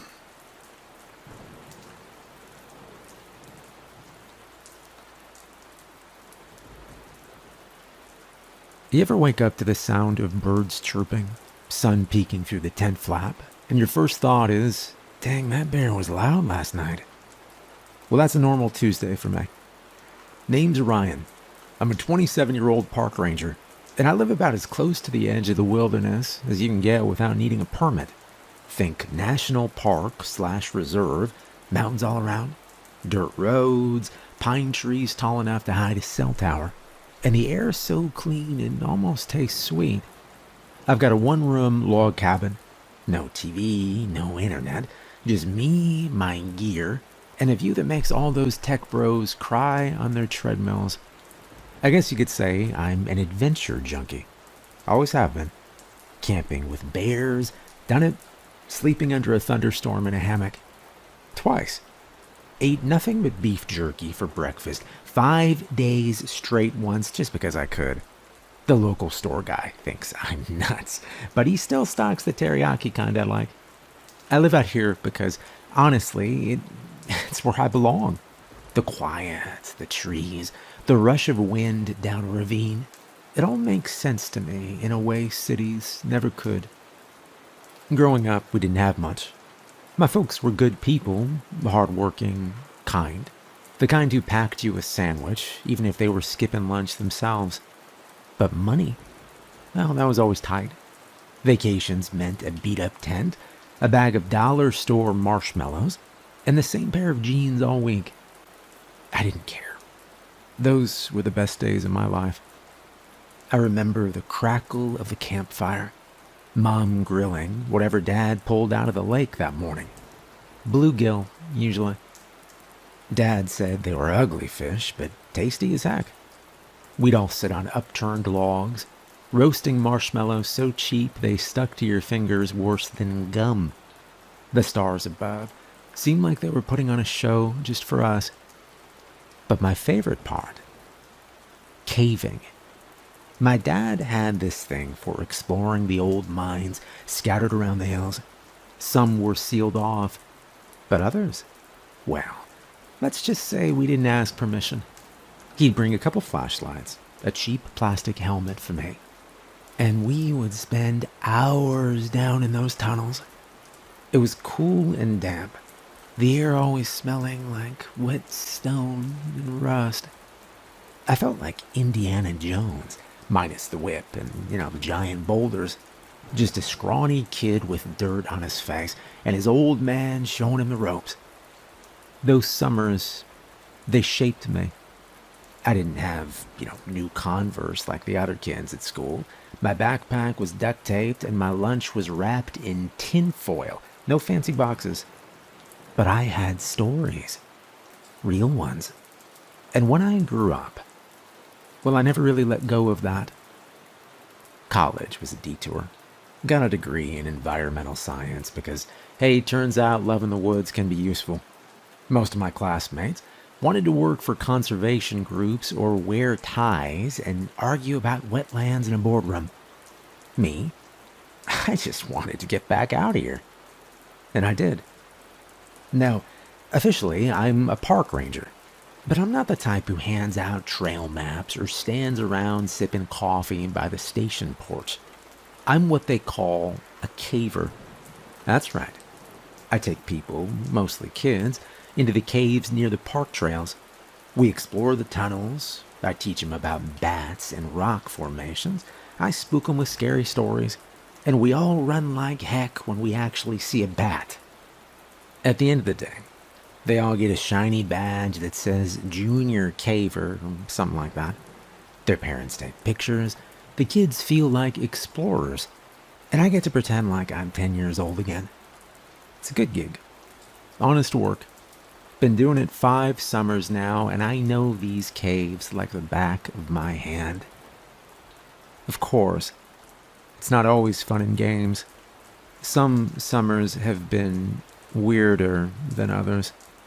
I've seen things down there that I don't talk about often. Strange things. Things that don't fit into my ranger manual or any biology textbook. But I'll get to those. My name is Ryan, and I'm a cave explorer. These are my stories. Now, cave exploring has always been strange. Heck, anything that has to do with the woods or dark, tight places is strange if you think about it. There's just something ancient about being in a cave. When you're down there, away from sunlight, no phone signal, no road noise, surrounded by rock on all sides. It does something to your brain. It's not like a haunted house or a horror movie. This is a different kind of fear. Older. Like something deep in you remembers being afraid of places just like that. Some people can't handle it. They panic, start breathing fast, sweating. One kid threw up in his helmet once. It's not even the tight spaces that get him. It's the stillness, the silence. You feel like you've been dropped off the face of the earth. Me? Well, I love it. I always have. I guess I'm one of the weird ones. I like the quiet. I like the cold air and the crunch of gravel under my boots. I like how your voice bounces off the walls in funny ways. I even like the smell. Kind of earthy, kind of damp. Reminds me of being a kid. When Dad and I would go crawling through the old mine shafts in the hills. Just me, him, and a cheap flashlight from the gas station. But even I have to admit, there are times when it gets too quiet, when the silence feels heavy, and sometimes when you're real deep inside the mountain, it feels like you're not alone. I've been leading these cave tours for a while now. 5 summers and counting. I've taken groups of kids into all kinds of caverns. Most are shallow, wide, easy to move around in. We keep it safe, we keep it light. Tell ghost stories, talk about stalactites, get them their little explorer badge, like I said, and it's good fun. But not every summer is the same. Some summers are off. The first time I saw something I couldn't explain, it was back in 2009. I remember the year because it was hot as hell that season, and the caves were the only place that felt cold. I had a group of 10 kids, maybe 12, a mix of middle schoolers, mostly city kids. They got loud when they got nervous, which was fine by me, better than crying. We were in this cave I'd explored 100 times. It had a little natural stone bridge about halfway through. Kind of a neat feature. Nothing dramatic, just a bump in the trail. We were almost across it when it gave out. I don't know if it was the heat, or the weight of the group, or maybe time just wore it down. But that section of the rock just snapped, and down we went. Not far, thankfully, maybe 6 or 7 feet. But one of the girls landed wrong. A couple of rocks slid down with us, and one of them pinned her leg. She screamed loud. Everyone else screamed too, which didn't help. My partner Josh was already on the radio before I even got to her. I kept her talking, kept her breathing slow. Asked her about her dog, her favorite TV show, stuff like that. She calmed down fast too. Tough kid. Help showed up fast. The whole team was trained for stuff like this. They had her out in under an hour. Her leg wasn't even broken, just bruised up bad. But while we waited, we were stuck down there, just me and her. The others moved out for safety. And it was then that I felt something. You ever feel like you're being watched? I know, it's a stupid thing to say. Everybody asks that. But that's what it felt like. Not just a feeling. I knew something was watching us. From the dark tunnel ahead, past where the light reached. And then I saw him. 2 small red points of light. Round. Unmoving. Just hanging there in the dark like a pair of coals. I didn't say anything. Not to the girl. She didn't see it. And I made sure she didn't look that way. I told the team to speed up. Told them I didn't like it down here. They must have thought I was just spooked from the fall. As soon as the girl was up and out, and they cleared the area, I told them I needed to double check something. And I went back in, alone. Now I know what you're thinking. That was dumb. But I wasn't thinking straight. I thought maybe it was a raccoon or an owl, or worse, some stupid teenager with a flashlight trying to mess with me. We get pranksters like that every now and then. So I went back down in the tunnel, past where the bridge had been, past where we landed. And I kept going. The cave narrowed quick. I had to duck, then crouch, then finally get down on my belly and crawl. Eventually the tunnel opened up again. There was a wide space, round and low, with a little slope of rubble in the back. In the far corner, hunched over something furry, was a thing. I don't even know what to call it. It was pale, like it hadn't seen the sun in 100 years. Real skinny, but strong looking. The legs bent wrong. Its back was arched, like it'd been crawling for too long. Its head moved in little jerks, kind of like a bird. It was chewing on a dead skunk. I watched it tear off a piece with these sharp little teeth, and I felt something in me scream to get out. But I didn't move. Not until it lifted its head and looked toward me. I didn't wait for anything more. I backed out the way I came, fast. When I got to the bridge, or what was left of it, I took out my knife and cut the ropes I'd used to brace the edge. Let the whole thing fall in. When I got back to the station, I told the team animals had gotten into that section. Said it wasn't safe anymore. Too unstable. Too risky. We marked it off on the map and told future groups to steer clear. I never mentioned what I really saw, and I never went back. You know, my mom used to say something when I was little, back when Dad and I would go crawling through the mines on the weekends. She'd stand by the porch with her arms crossed, shaking her head like she knew something we didn't. She'd say, "You think you're all alone in there? Think again." Back then, I thought she just meant bears. Maybe bats. Now I am not so sure. There are strange things that live in these caves. Now all rangers see things.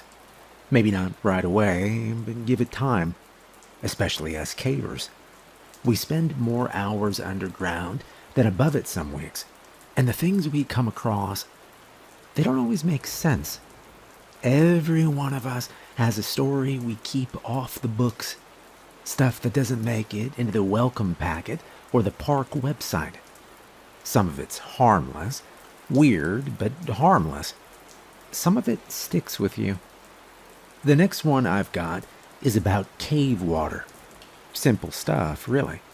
But I've learned a long time ago, nothing in these caves is ever just what it seems.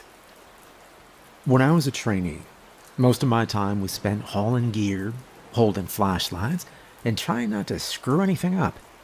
That's the real start of it. If you want to know how someone becomes a proper caver, it's not glamorous.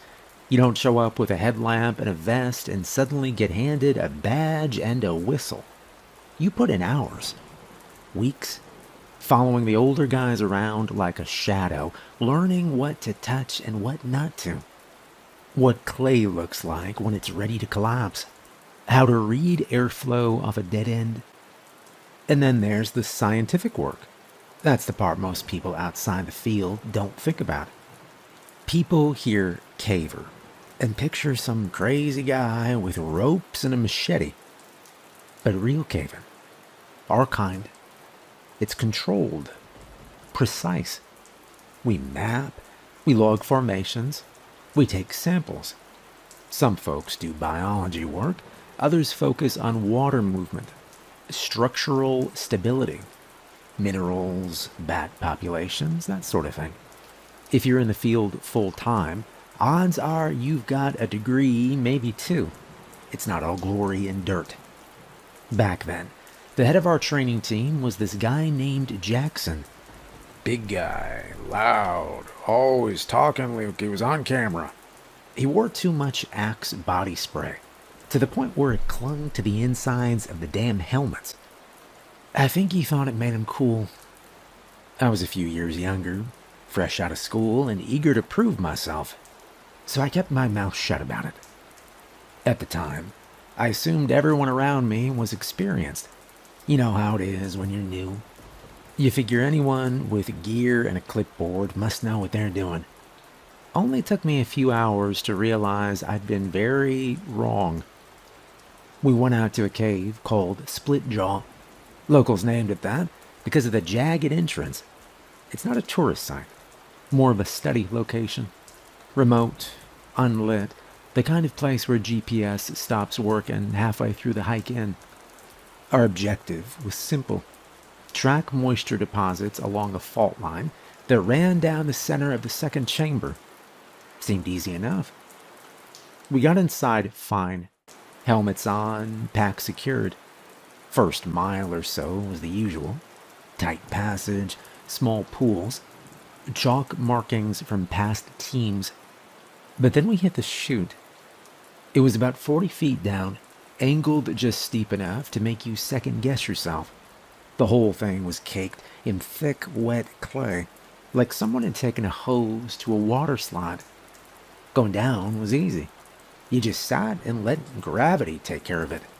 But I remember looking back up once I was at the bottom and thinking, how the hell are we getting out of here? No ropes, no spikes, nothing to grab onto. Should we rig something? I asked. Jackson just grinned. We'll figure it out when we get there. That was the first time my gut twisted a little. Later on, we came to the river. It cut straight through the chamber like someone had dropped a saw blade through the rock. The walls on either side were about 8 feet high, smooth, with barely any holes. The water itself wasn't that wide, maybe 10, 12 feet across. But it was moving fast, waist deep and cold as hell. Jackson stood at the edge, peering down into the water like he was trying to guess its mood. You think it's deep? I asked. He smirked. Only one way to find out. I gave him a look. It's not really science, I said. Sure it is. Field testing, he said, tightening the straps on his pack. You, bringing a rope this time, or? Jackson grinned. Where's the fun in ropes? I rolled my eyes. Okay, seriously, man. The current's moving. We screw this up. We're not climbing out of here. He stepped in without answering. Jackson was the first then. I went next. The current hit me like a truck. I nearly lost my footing twice before I got to the other side.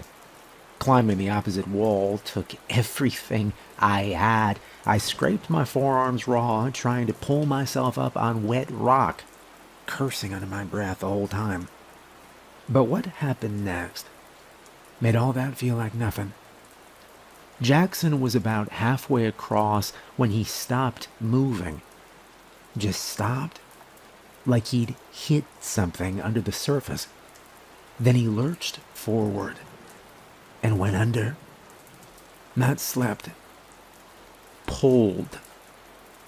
Everyone panicked. One guy dropped his pack, another jumped in. Took 3 of us to drag Jackson back up. The water fought us the whole way, like it didn't want to let him go. When we got him up, he was screaming so loud I couldn't think. Just this raw, horrible sound. His leg was torn up, deep red gashes down his calf and thigh, but that wasn't the worst part. The worst part was his foot. The toes were gone. Gone, like something had bitten straight through the boot and the flesh underneath. Clean. There was no blood in the water when he went under. No warning. No flash of anything moving. Just him. And then pain. We wrapped his leg in a shirt and used spare rope as a tourniquet. It wasn't clean, but it was enough to get him moving. We abandoned the mission, obviously, left some gear behind, carried Jackson out inch by inch. When we got to the chute again, it was exactly as bad as I'd imagined. The clay turned every step into a fight. I clawed my way up with my nails, digging into dirt and slick rock, pulling myself one miserable foot at a time. At the top, I looked down and realized just how stupid we'd been. We filed an incident report when we got back. Standard procedure. I put in everything I saw. The pull, the wounds, the bite. I left out the part where I was afraid to go near water for weeks after. I figured that wasn't helpful. Jackson quit the next week, right after getting out of the hospital. Never came back to the station, never answered my text. I think part of him wanted to pretend it never happened. But I remember.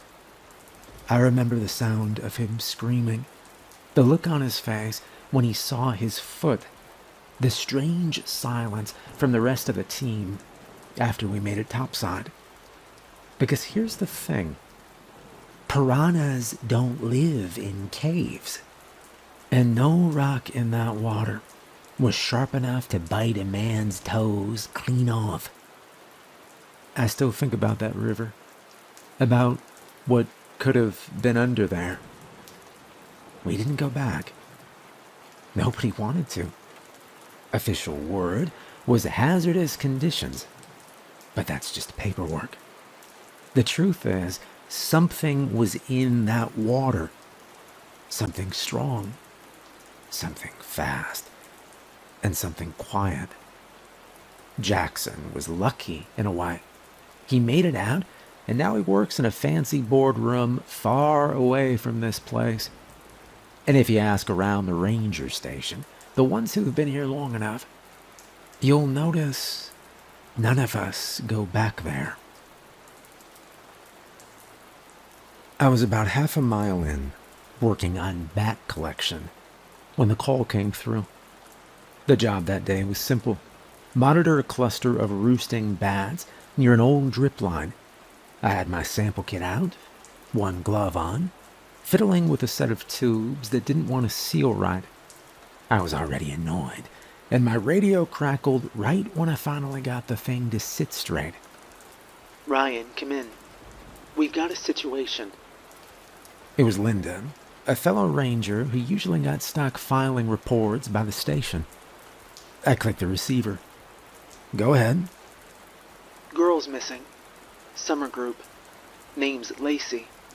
Yellow shirt. She said. I paused, squinting through the low light. Yellow shirt?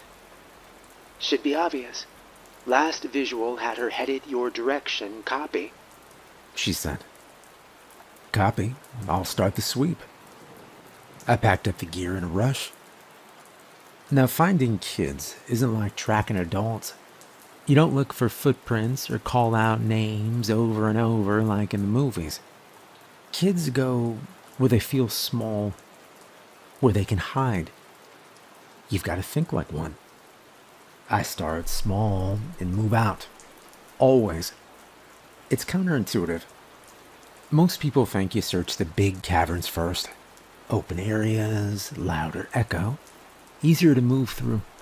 But I've found that kids don't like big empty places. They like crawl spaces. Spaces they can wedge into, curl up, feel surrounded, comforted. It's how their brains work when they're scared. So I check the tighter offshoots first. Cracks along the wall, dead-end tunnels, anything low and narrow. Called her name once or twice, quiet-like. Didn't want to spook her. Or anything else. After about 20 minutes, I heard the faint trickle of water. That was enough to narrow it down. On this side of the trail, there's a small shaft not far from the slow drip tunnel. Not mapped anymore. Barely wide enough to squeeze through if you've had a big breakfast. I got on my hands and knees and shined my light into it. There she was. Lacey. Yellow shirt. Curled up with her knees pulled to her chest, maybe 10 or 11 years old. Wide-eyed but calm. Not crying, not shaking. Just quiet. Lacey, hey, you mind coming out here with me? I said, keeping my voice steady. She nodded and held up her arms like she already knew I'd carry her. I held on to her and crawled out backward. It took a few extra breaths to get upright again, but we were out in no time. She held onto my shoulder like a backpack strap the whole way back. Didn't say much. Later, after she'd had some water and the other kids had stopped crowding her, I sat with her by the gear bench. You okay? She nodded. I wasn't scared. Well, you did great. Real smart staying put. Makes it easier for us to find you. She looked at me, then glanced down at her shoes. You weren't the first to find me. I blinked.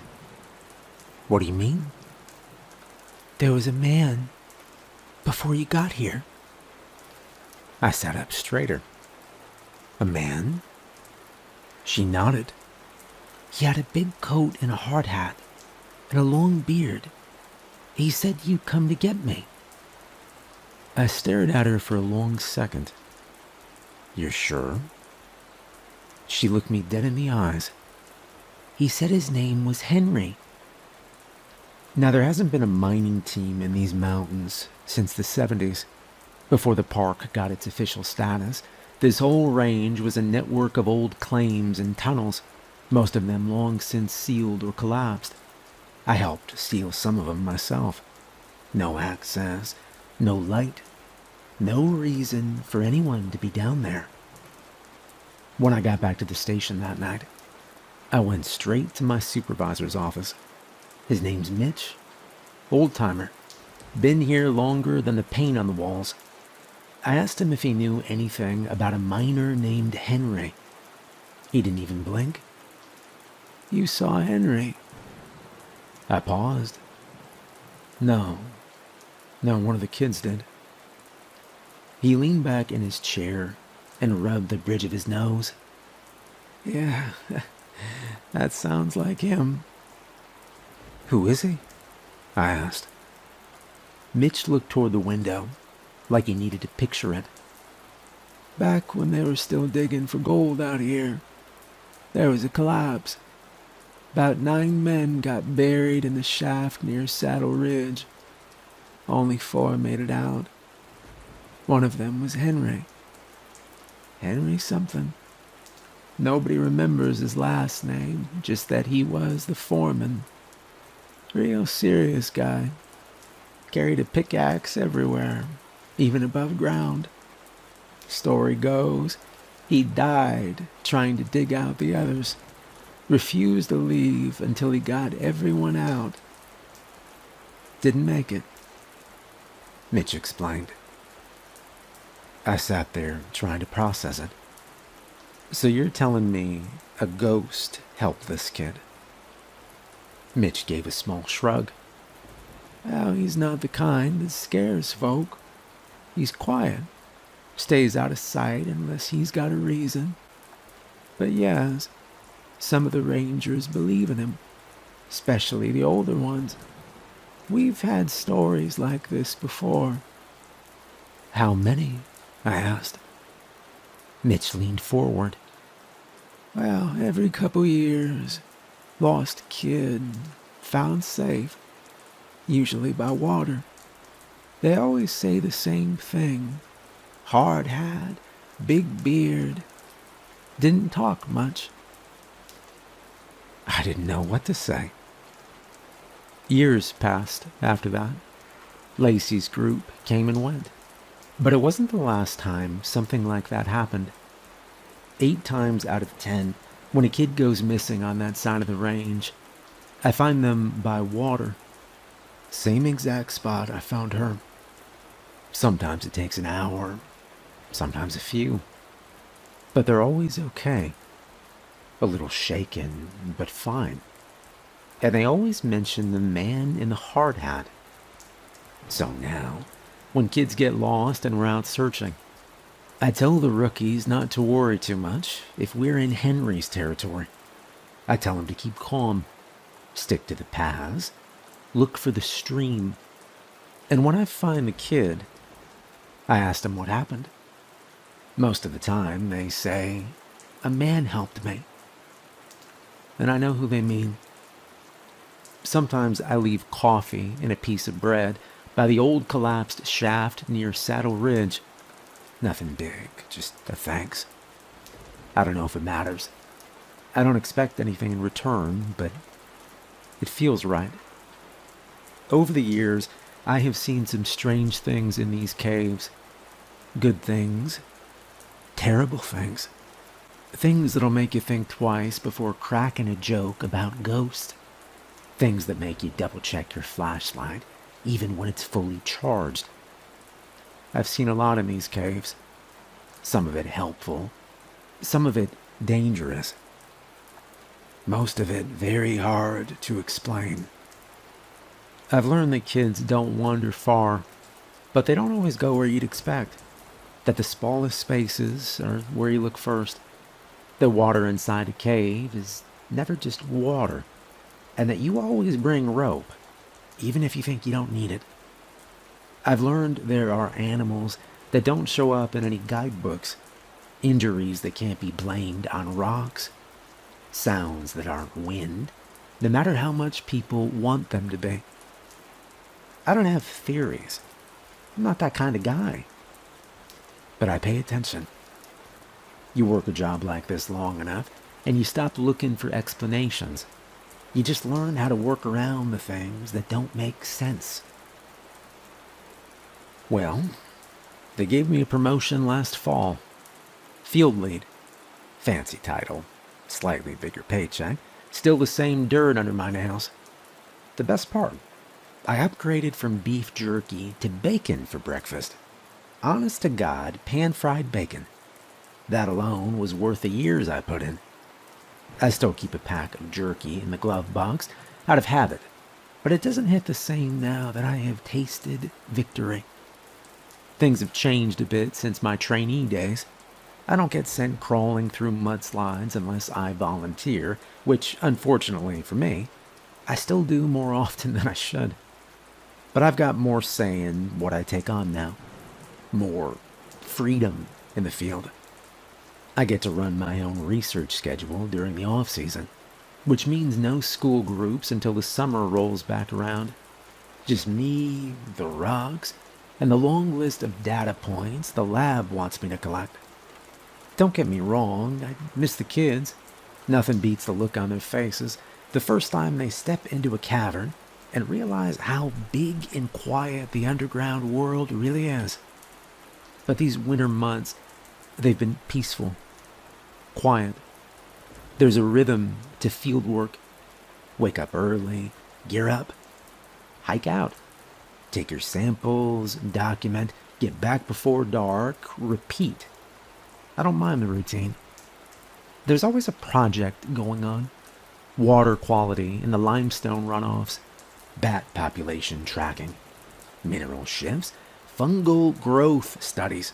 Stuff that sounds boring unless you're the one holding the flashlight and seeing it real up close. Sometimes I send the samples back in padded coolers.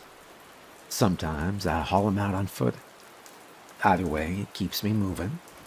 And that's the kind of life I like. And yeah, I still bring Henry his coffee. Not every week, but often enough. Sometimes I leave it just outside the collapsed shaft with a folded napkin and a square of bread. Sometimes it's a paper cup on a warm rock ledge. Nobody touches it. Not even the animals. But the cup is always empty when I come back. The way I see it, Henry is a part of this place, same as the rest of us. Only difference is, he's got more history in his bones. Now, if you ever think about becoming a ranger, especially a cave explorer, you better know what you're signing up for. You'll spend a lot of time cold, wet, sore, and questioning your life choices. You'll get used to eating granola bars at 3 a.m., and waking up with your face half frozen to your sleeve. You'll learn to walk without making noise, to crawl without panic, to know the difference between a rock shift and something else moving in the dark. You'll also see things most people never do. Light filtering through quartz like a lantern, bats swirling overhead in perfect silence, pools so still they look like glass.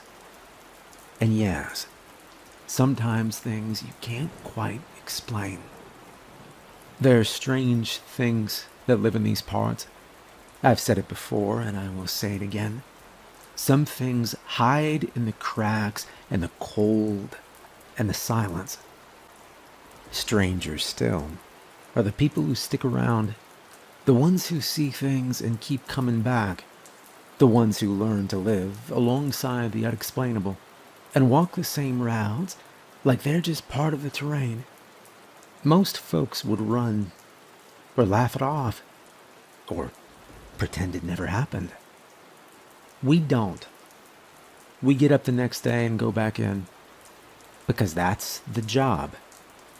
And if you ask me, it's a job worth doing. There's something about being the person who helps a kid out of a crawl space, who gets a call, drops everything, and ends the day with everyone accounted for, who knows the tunnels well enough to make it back without markers. Yeah, some days are harder than others. Some weeks stretch longer than they should. But when it's all said and done and you walk out of the cave, you get to stand up straight again, peel off your gloves, and look up. And when you do, you get a sky full of real stars. That's the part no one tells you about. Not the weirdness, not the bruises, not even the scary stories. It's the stars. The moment when you come back to the surface, blink a few times, and see the whole damn sky waiting for you. That's what makes it worth it. That and the bacon. But seriously, if you ever do take the job, always bring extra rope.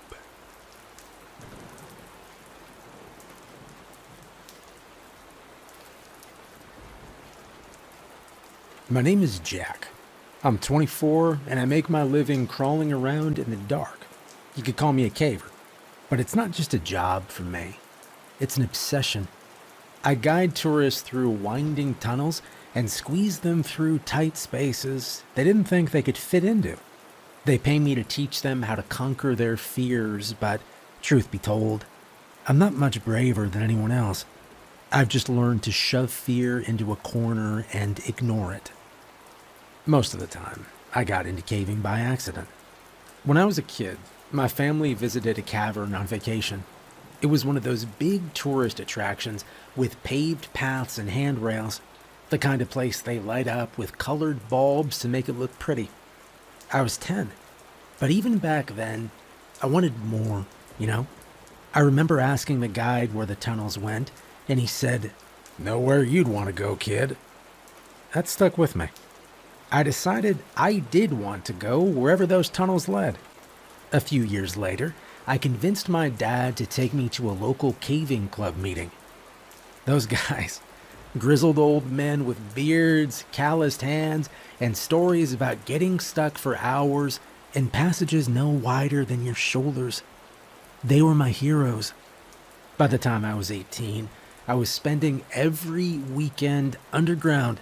I'd crawl into places so tight you couldn't even lift your head. I'd come home with bruises on my ribs and mud in places mud should never be, and I'd call it a good time. My mom thought I was crazy. My dad just said, "Better than sitting in front of a screen all day." Now, caving is my life. I work for a company that runs tours in a massive cave system. I know every twist and turn like the back of my hand. I've memorized the names of every stalactite and every flowstone formation. On weekends, though, I go rogue.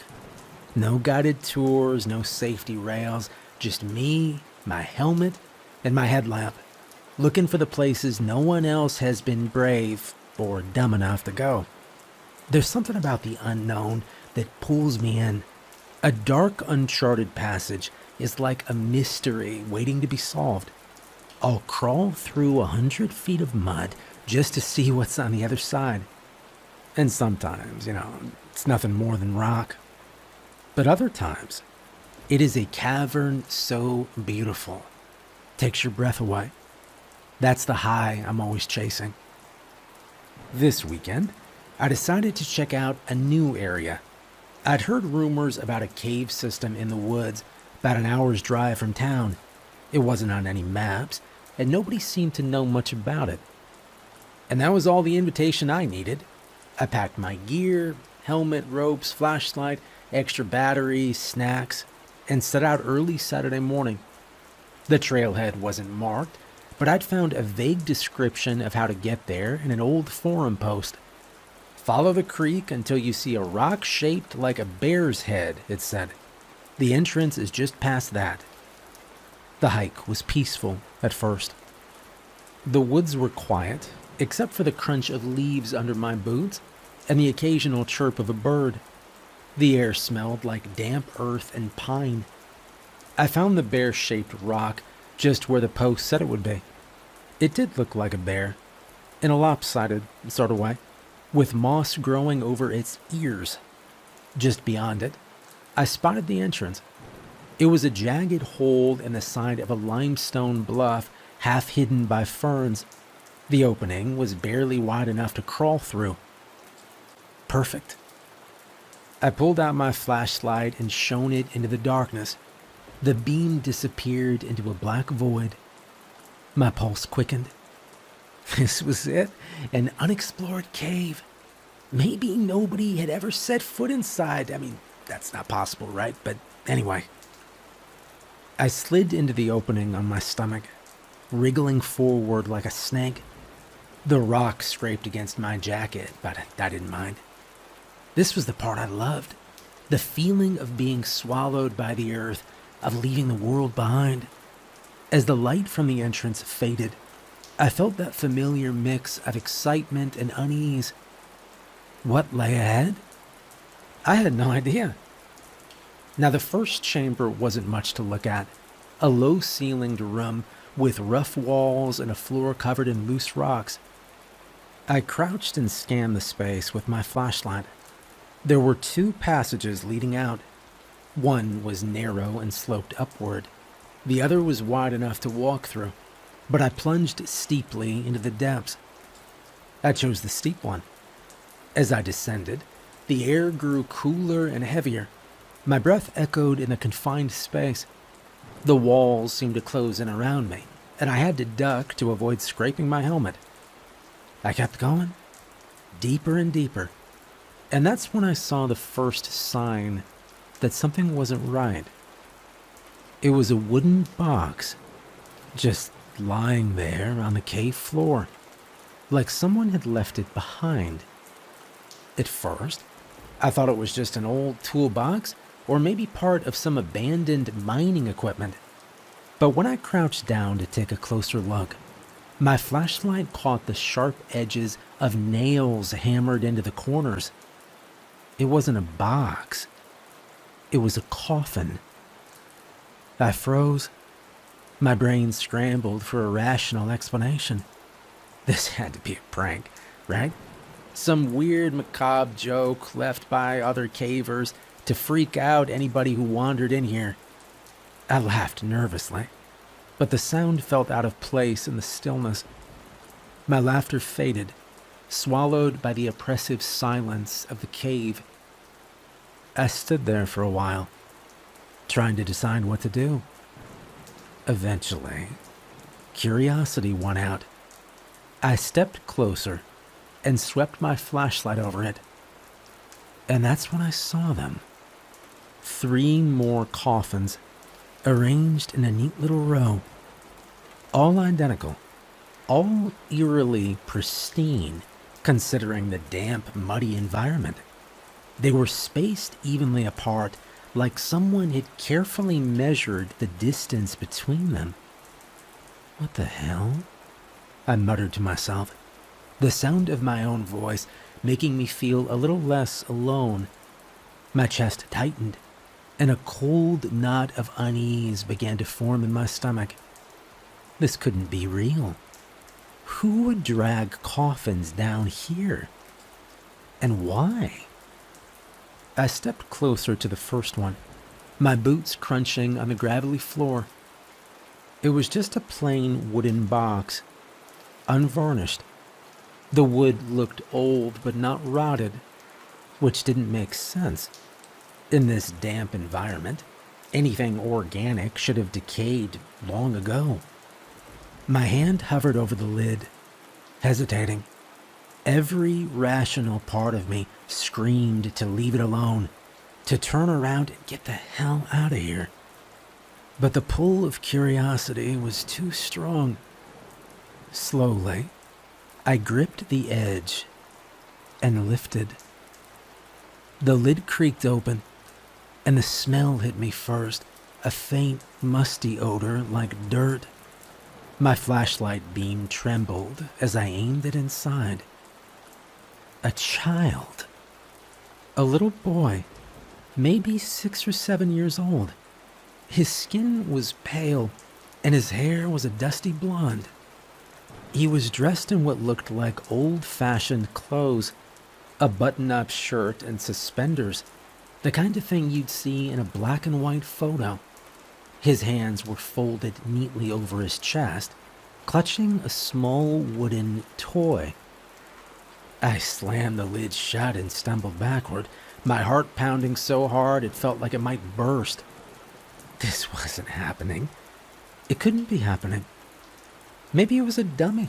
Some elaborate prop to scare explorers. Yeah, that had to be it. I just needed to prove it to myself. I forced myself to move to the next coffin, the unease in my stomach now clawing at my insides. The second one was slightly larger. My hands trembled as I lifted the lid. Inside was a little girl, no older than 10. She was dressed in a lacy white dress, the kind you'd wear to a wedding or a funeral. Her dark hair was braided neatly over one shoulder, and her hands were clasped around a small porcelain doll. Her eyes were closed, and her face looked so peaceful, like she was just sleeping. But there was no rise and fall of her chest, no warmth to her skin. I backed away again, my flashlight flickering, as if it was reacting to the growing panic inside me. My brain screamed for me to leave, to abandon this nightmare and run back to the surface. But something kept me rooted there. Maybe it was the need to understand, or maybe I was just too scared to move. The third coffin was even larger. This one had to hold an adult. I hesitated. Every part of me begged to stop, but I leaned forward and lifted the lid. A man, mid-30s, maybe 40. He had sharp features, high cheekbones. He wore a dark suit that was slightly frayed at the edges. His hands were clasped over his stomach, and his skin was just as pale as the children's. The fourth coffin was identical in size, and I already knew what I'd find before I opened it. Sure enough, inside was a woman, likely in her 30s. She was beautiful, with long dark hair and a serene expression. She wore a simple dress, the fabric worn but clean. Her hands held a small bouquet of dried flowers. A family, 2 parents, 2 children, lying here in this dark, forgotten cave, as if they belonged here. I staggered back and pressed myself against the wall, my breathing coming in short, ragged gasps. My flashlight trembled in my hand, causing jittery shadows across the walls. I didn't know what to think, what to believe. Who were they? How long had they been here? And why? I crouched down, trying to steady my breathing, when I noticed something I hadn't seen before. Carved into the rock wall above the coffins was a message, etched in jagged, uneven letters. "We wait for the light." The words sent a chill down my spine. They didn't make sense, but something about them felt final. I stood there for a long time, staring at the coffins, the message, the family frozen in time. A million questions raced through my mind, but I had no answers. I stood frozen, my flashlight beam trembling against the jagged letters carved into the wall. The silence pressed against me. And then the air shifted.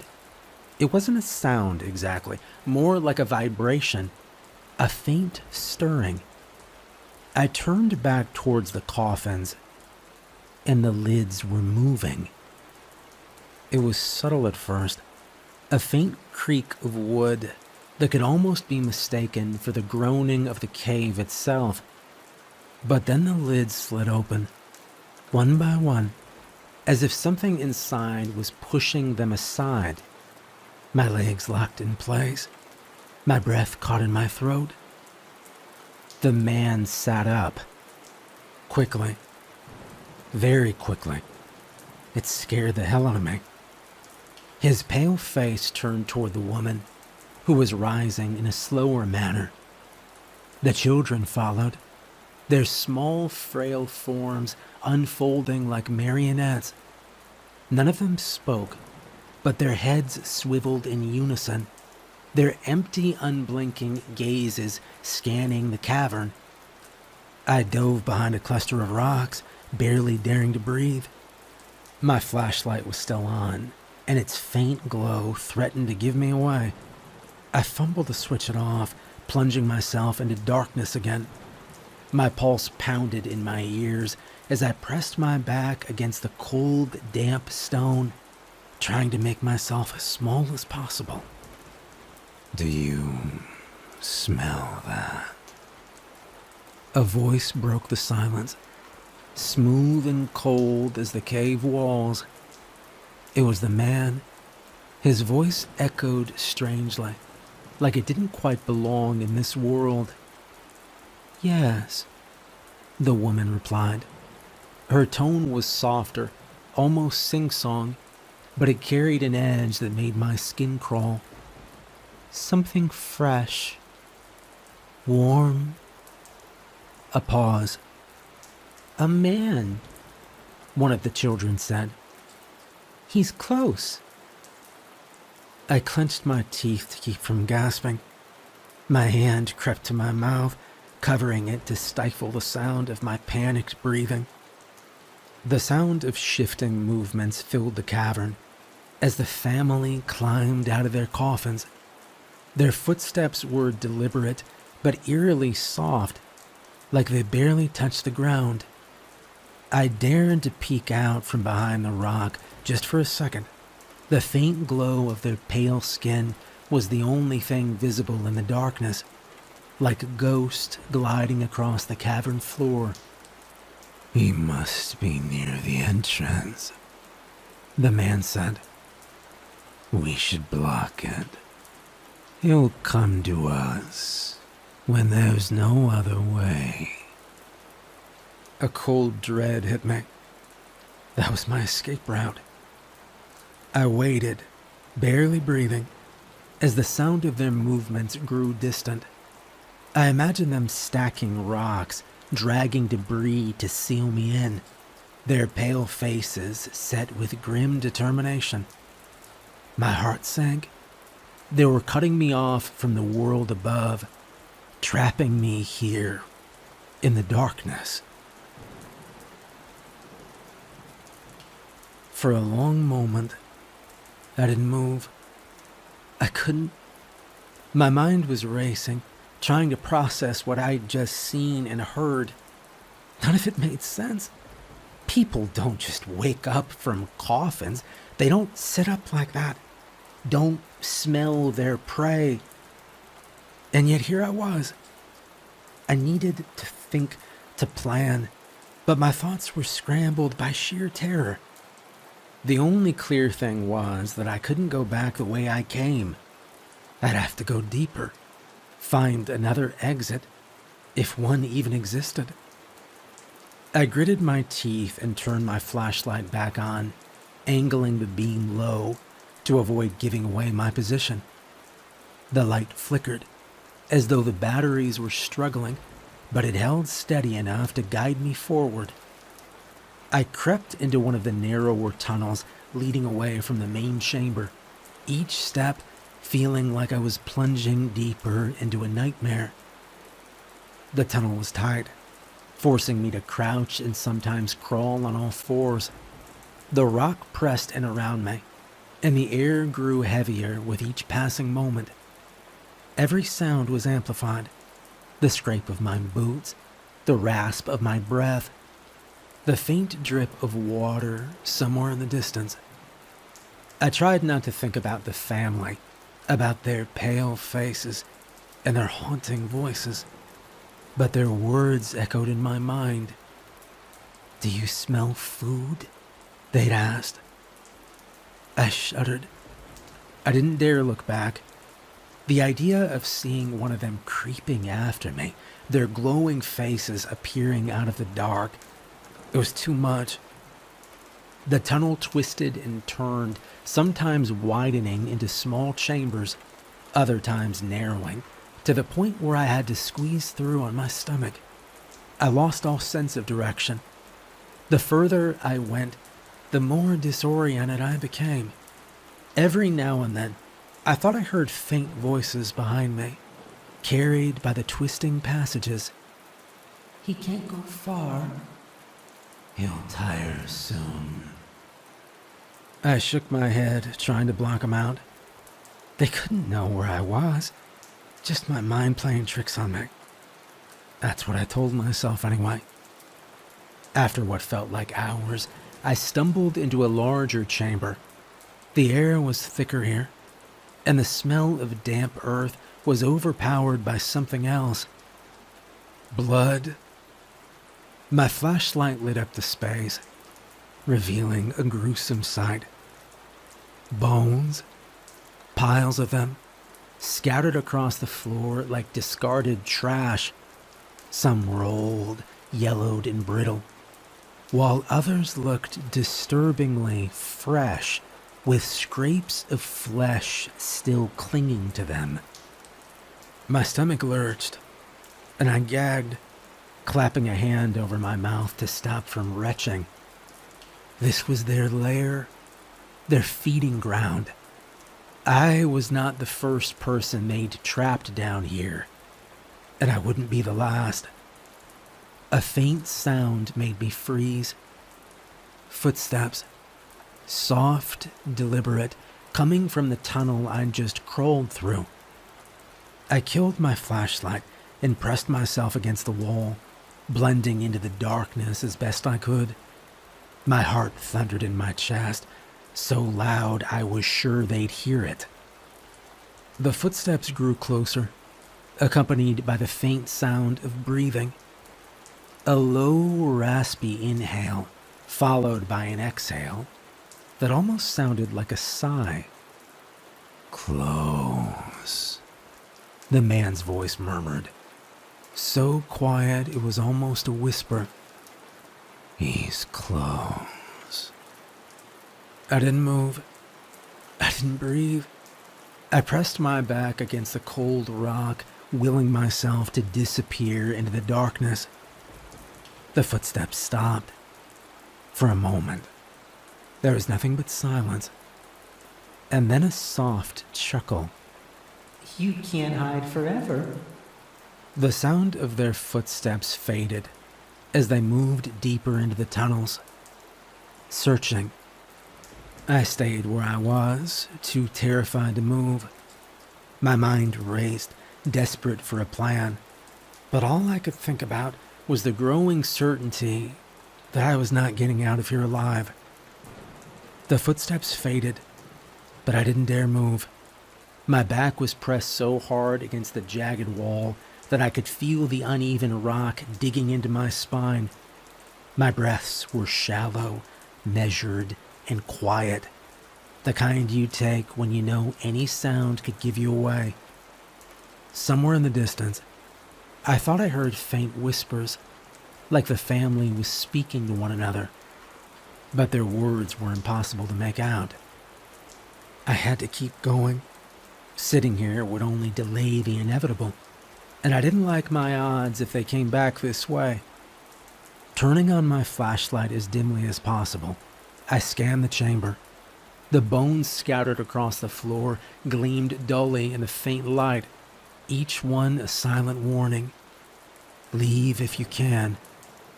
I pushed forward, crawling into the next passage, which was narrower and steeper than the last. The walls seemed to press against me more tightly now, like the cave itself was conspiring to trap me. My hand slipped on the damp rock, and my legs ached as I scrambled deeper into the earth, further from anything that felt remotely safe. Every muscle in my body screamed at me to turn around, to go back, but I couldn't. Not with them somewhere behind me, their pale faces and those dead, unblinking eyes. As I crawled, I started hearing things again. Faint sounds, a soft chuckle, the scrape of movement echoing down the tunnel. They were close. "Come back," the man called.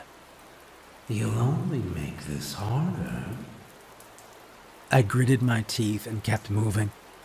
My palms stung from scraping against sharp edges, but I didn't care. Pain was better than stopping, better than being caught. Another voice, the woman's this time, drifted toward me. "You're only tiring yourself out, dear. It won't help." It felt like the air around me grew colder the deeper I went. The passage opened into another chamber, but it wasn't relief I felt. It was dread, because the chamber wasn't empty. They were there.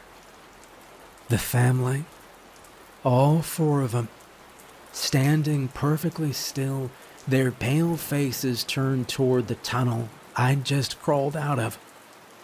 My breath caught in my throat as I scrambled backward, but it was too late.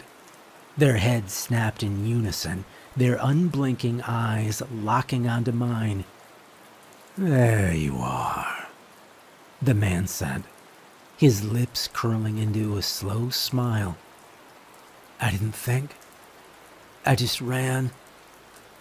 The tunnel was tighter now, my shoulders scraping against the walls as I stumbled forward.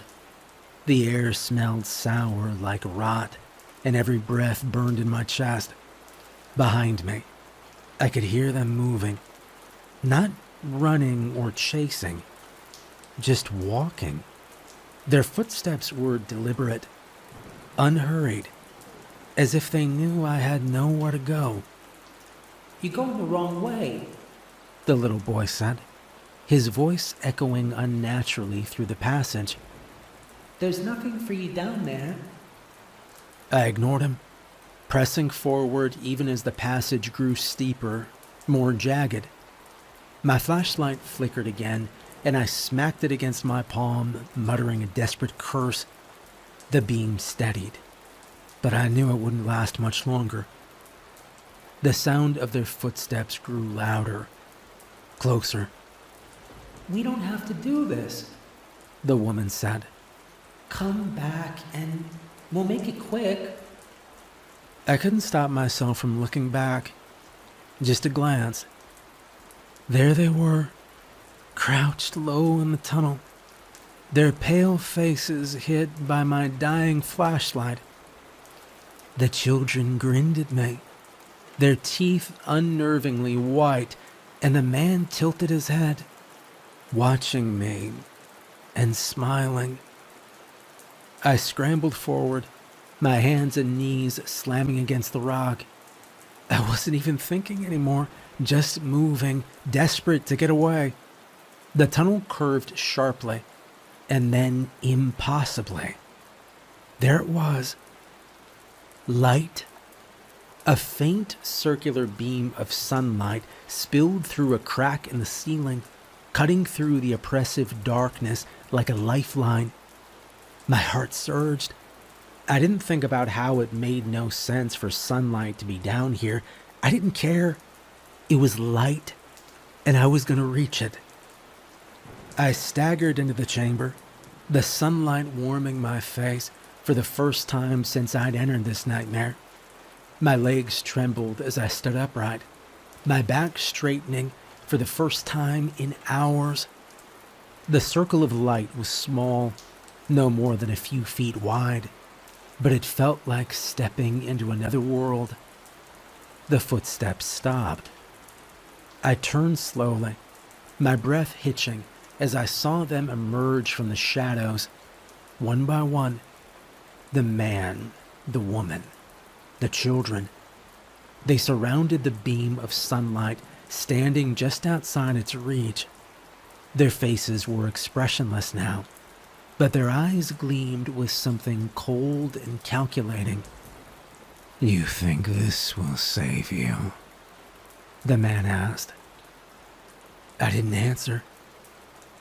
The woman smiled, tilting her head as she studied me. It's clever, but cleverness won't keep the sun from setting. The little girl giggled. This is a fun game. We can wait. They didn't move closer. They just stood there. The man folded his arms, and his smile widened. The sun won't last much longer. I looked up, my eyes tracing the beam of light to its source. It was already fading, the edges of the circle growing dimmer as the minutes ticked by. I didn't know what to do. I sank to my knees in the center of the light, my body trembling. The laughter started then, soft and cruel, echoing off the walls of the cavern. It came from all of them, their voices blending together in a haunting symphony. I closed my eyes, my breath ragged. There was no escape, no way out, and the sun would soon be setting. The sunlight was shrinking, minute by minute, and I could feel my time slipping away. The circle of light that had been my shield was now barely big enough for me to sit in. I hugged my knees, my flashlight dead at my side, and I stared at them. They were patient. The man stood just outside the fading light, his pale face stretched into a smug smile. His wife was beside him, her head tilted slightly, studying me like I was some kind of exotic animal in a cage. The children stood close to their parents, silent and still, their dark eyes fixed on me. Every so often, the little girl would giggle softly, the sound like nails dragging down my spine. The circle of protection was shrinking, inch by inch, and with every bit it receded, the family stepped closer. The boy was the first to move. His small, pale foot stepped into the shadow just beyond the edge of light. Then another step, and another. He stopped just short of the shrinking circle, grinning at me. You smell scared, he said. It's good. Fear makes it sweeter. Enough, darling, the woman said. She placed a hand on the boy's shoulder and smiled down at him. Let him have his last moments in peace. They were waiting for the light to die, waiting for me to be swallowed by the darkness they thrived in. I clenched my jaw, my mind racing. I couldn't let this be the end. There had to be something I could do. The circle of light shrank again. The woman stepped closer, her bare feet gliding soundlessly across the rocky floor. She was only a few feet away now, and the smile on her face was sharper. I wanted to scream, to lash out, to do anything but just sit here and wait to die. My hands fumbled at my chest, clutching at my jacket like it could somehow shield me. And that's when I felt it. The crucifix. The small silver cross I always wore on a chain around my neck. The one my grandmother had given me. I'd forgotten it was there, buried beneath layers of fabric. My fingers wrapped around it instinctively, and for a moment I hesitated. Did I really believe it would do anything? It was just a symbol, just metal. But I didn't have any better ideas. I pulled the crucifix free, the chain glinting faintly in the dying sunlight. The movement caught their attention immediately. The man's eyes narrowed, and the smile slipped from his face. My hand trembled as I held the crucifix in front of me. the silver catching the last rays of sunlight. The woman's expression darkened, and she took a cautious step back. "Put that down," she said, her voice no longer soft. I didn't. I stood slowly, the shrinking circle of light barely large enough to hold me upright. The children hissed, their faces twisting into something that was no longer human. I stepped forward, holding the crucifix out like a shield, and the reaction was immediate. The man recoiled, his face contorted with anger and fear. "That won't save you," he growled, but his voice wavered. I took another step, and they all took a step back, hissing and snarling like cornered animals. The light was almost gone now, just a faint glow around my feet, but the crucifix seemed to hold its own power. They wouldn't come closer. "Stay back," I said, my voice trembling but firm. The man lunged forward, but as soon as the crucifix caught the faintest glint of light, he stumbled back with a guttural snarl. His skin sizzled where the silver had caught him, a faint wisp of smoke rising from his hand. And I didn't wait for him to regroup. Clutching the crucifix like it was my only lifeline, I began moving toward the tunnel. The family circled me, staying just out of reach, their eyes burning with hatred. The children hissed and snapped their teeth, and the woman's face twisted into a mask of rage. My focus was on the tunnel ahead, on putting as much distance as I could between myself and them. Every step felt like a battle, my body trembling with fear and exhaustion. The crucifix seemed to almost burn in my hand, but I held it tighter. I didn't let it go. The family followed me, their movements eerily fluid, and the tunnel grew wider as I moved, the air cooler and fresher. My heart leapt when I saw a faint glow ahead. The entrance. The way out. They saw it too.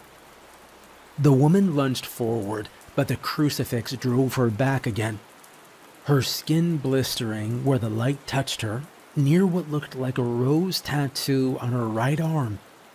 The children cried out, their voices high and unnatural, and the man's face twisted into a snarl of pure rage. I stumbled toward the entrance, the cool evening air washing over me like a balm.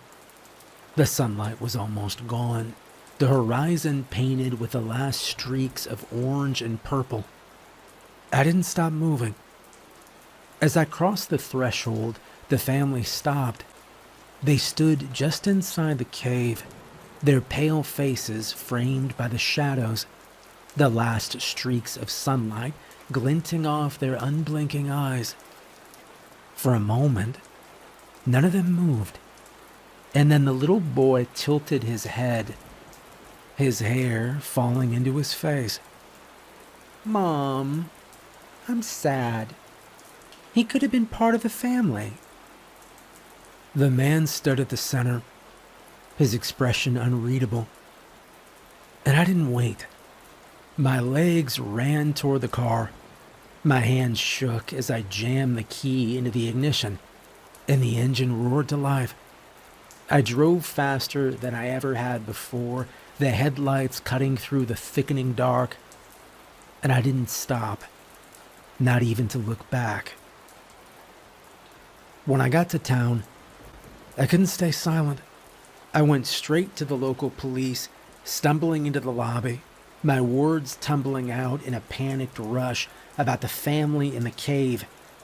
The officer behind the desk looked at me like I'd grown a second head. "A pale family in a cave," he said, leaning back in his chair. "And they hissed at your crucifix."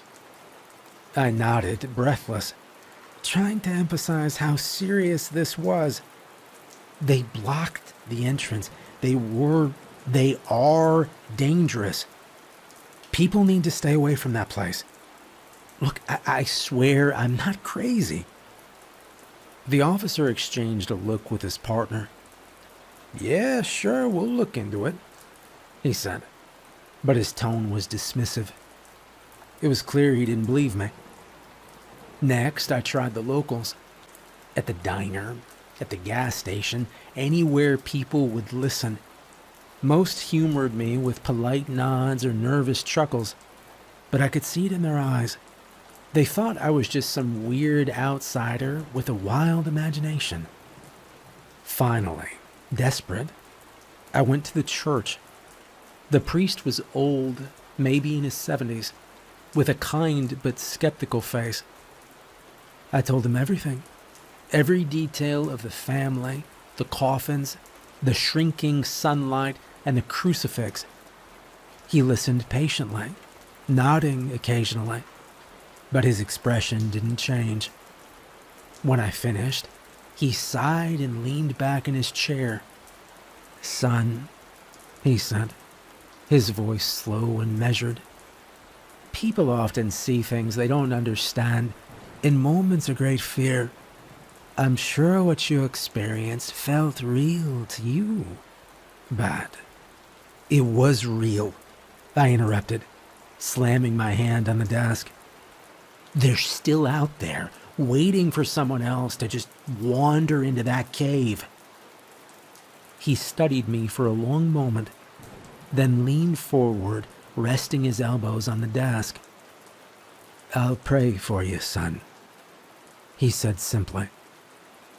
His tone was kind, but I could tell he didn't believe a word I'd said. I stood, defeated, and turned to leave. Just as I reached the door, the priest's voice stopped me. That tattoo, he said, his voice suddenly sharper. The one you mentioned on the young woman's arm. What did you say it was again? I turned back, confused. It was a rose, I said. It looked just like a simple black rose. The priest's face drained of color. He sat back heavily in his chair, his hand gripping the armrest. A rose, he whispered, more to himself than to me. His lips barely moved as he muttered, Could be a coincidence. It must be a coincidence. I frowned, stepping closer. What does that mean? Do you know something about them? But he didn't answer. His gaze was distant, fixed on something far beyond the room we were in. I waited, but when it was clear he wasn't going to say anything else, I left. I couldn't stay in that town. Hell, I couldn't even stay in that state. The cave, the family, the priest's reaction. It was all too much. Within a week, I packed up everything I owned and moved halfway across the country. Somewhere new, somewhere far away from any caves or dark, winding tunnels.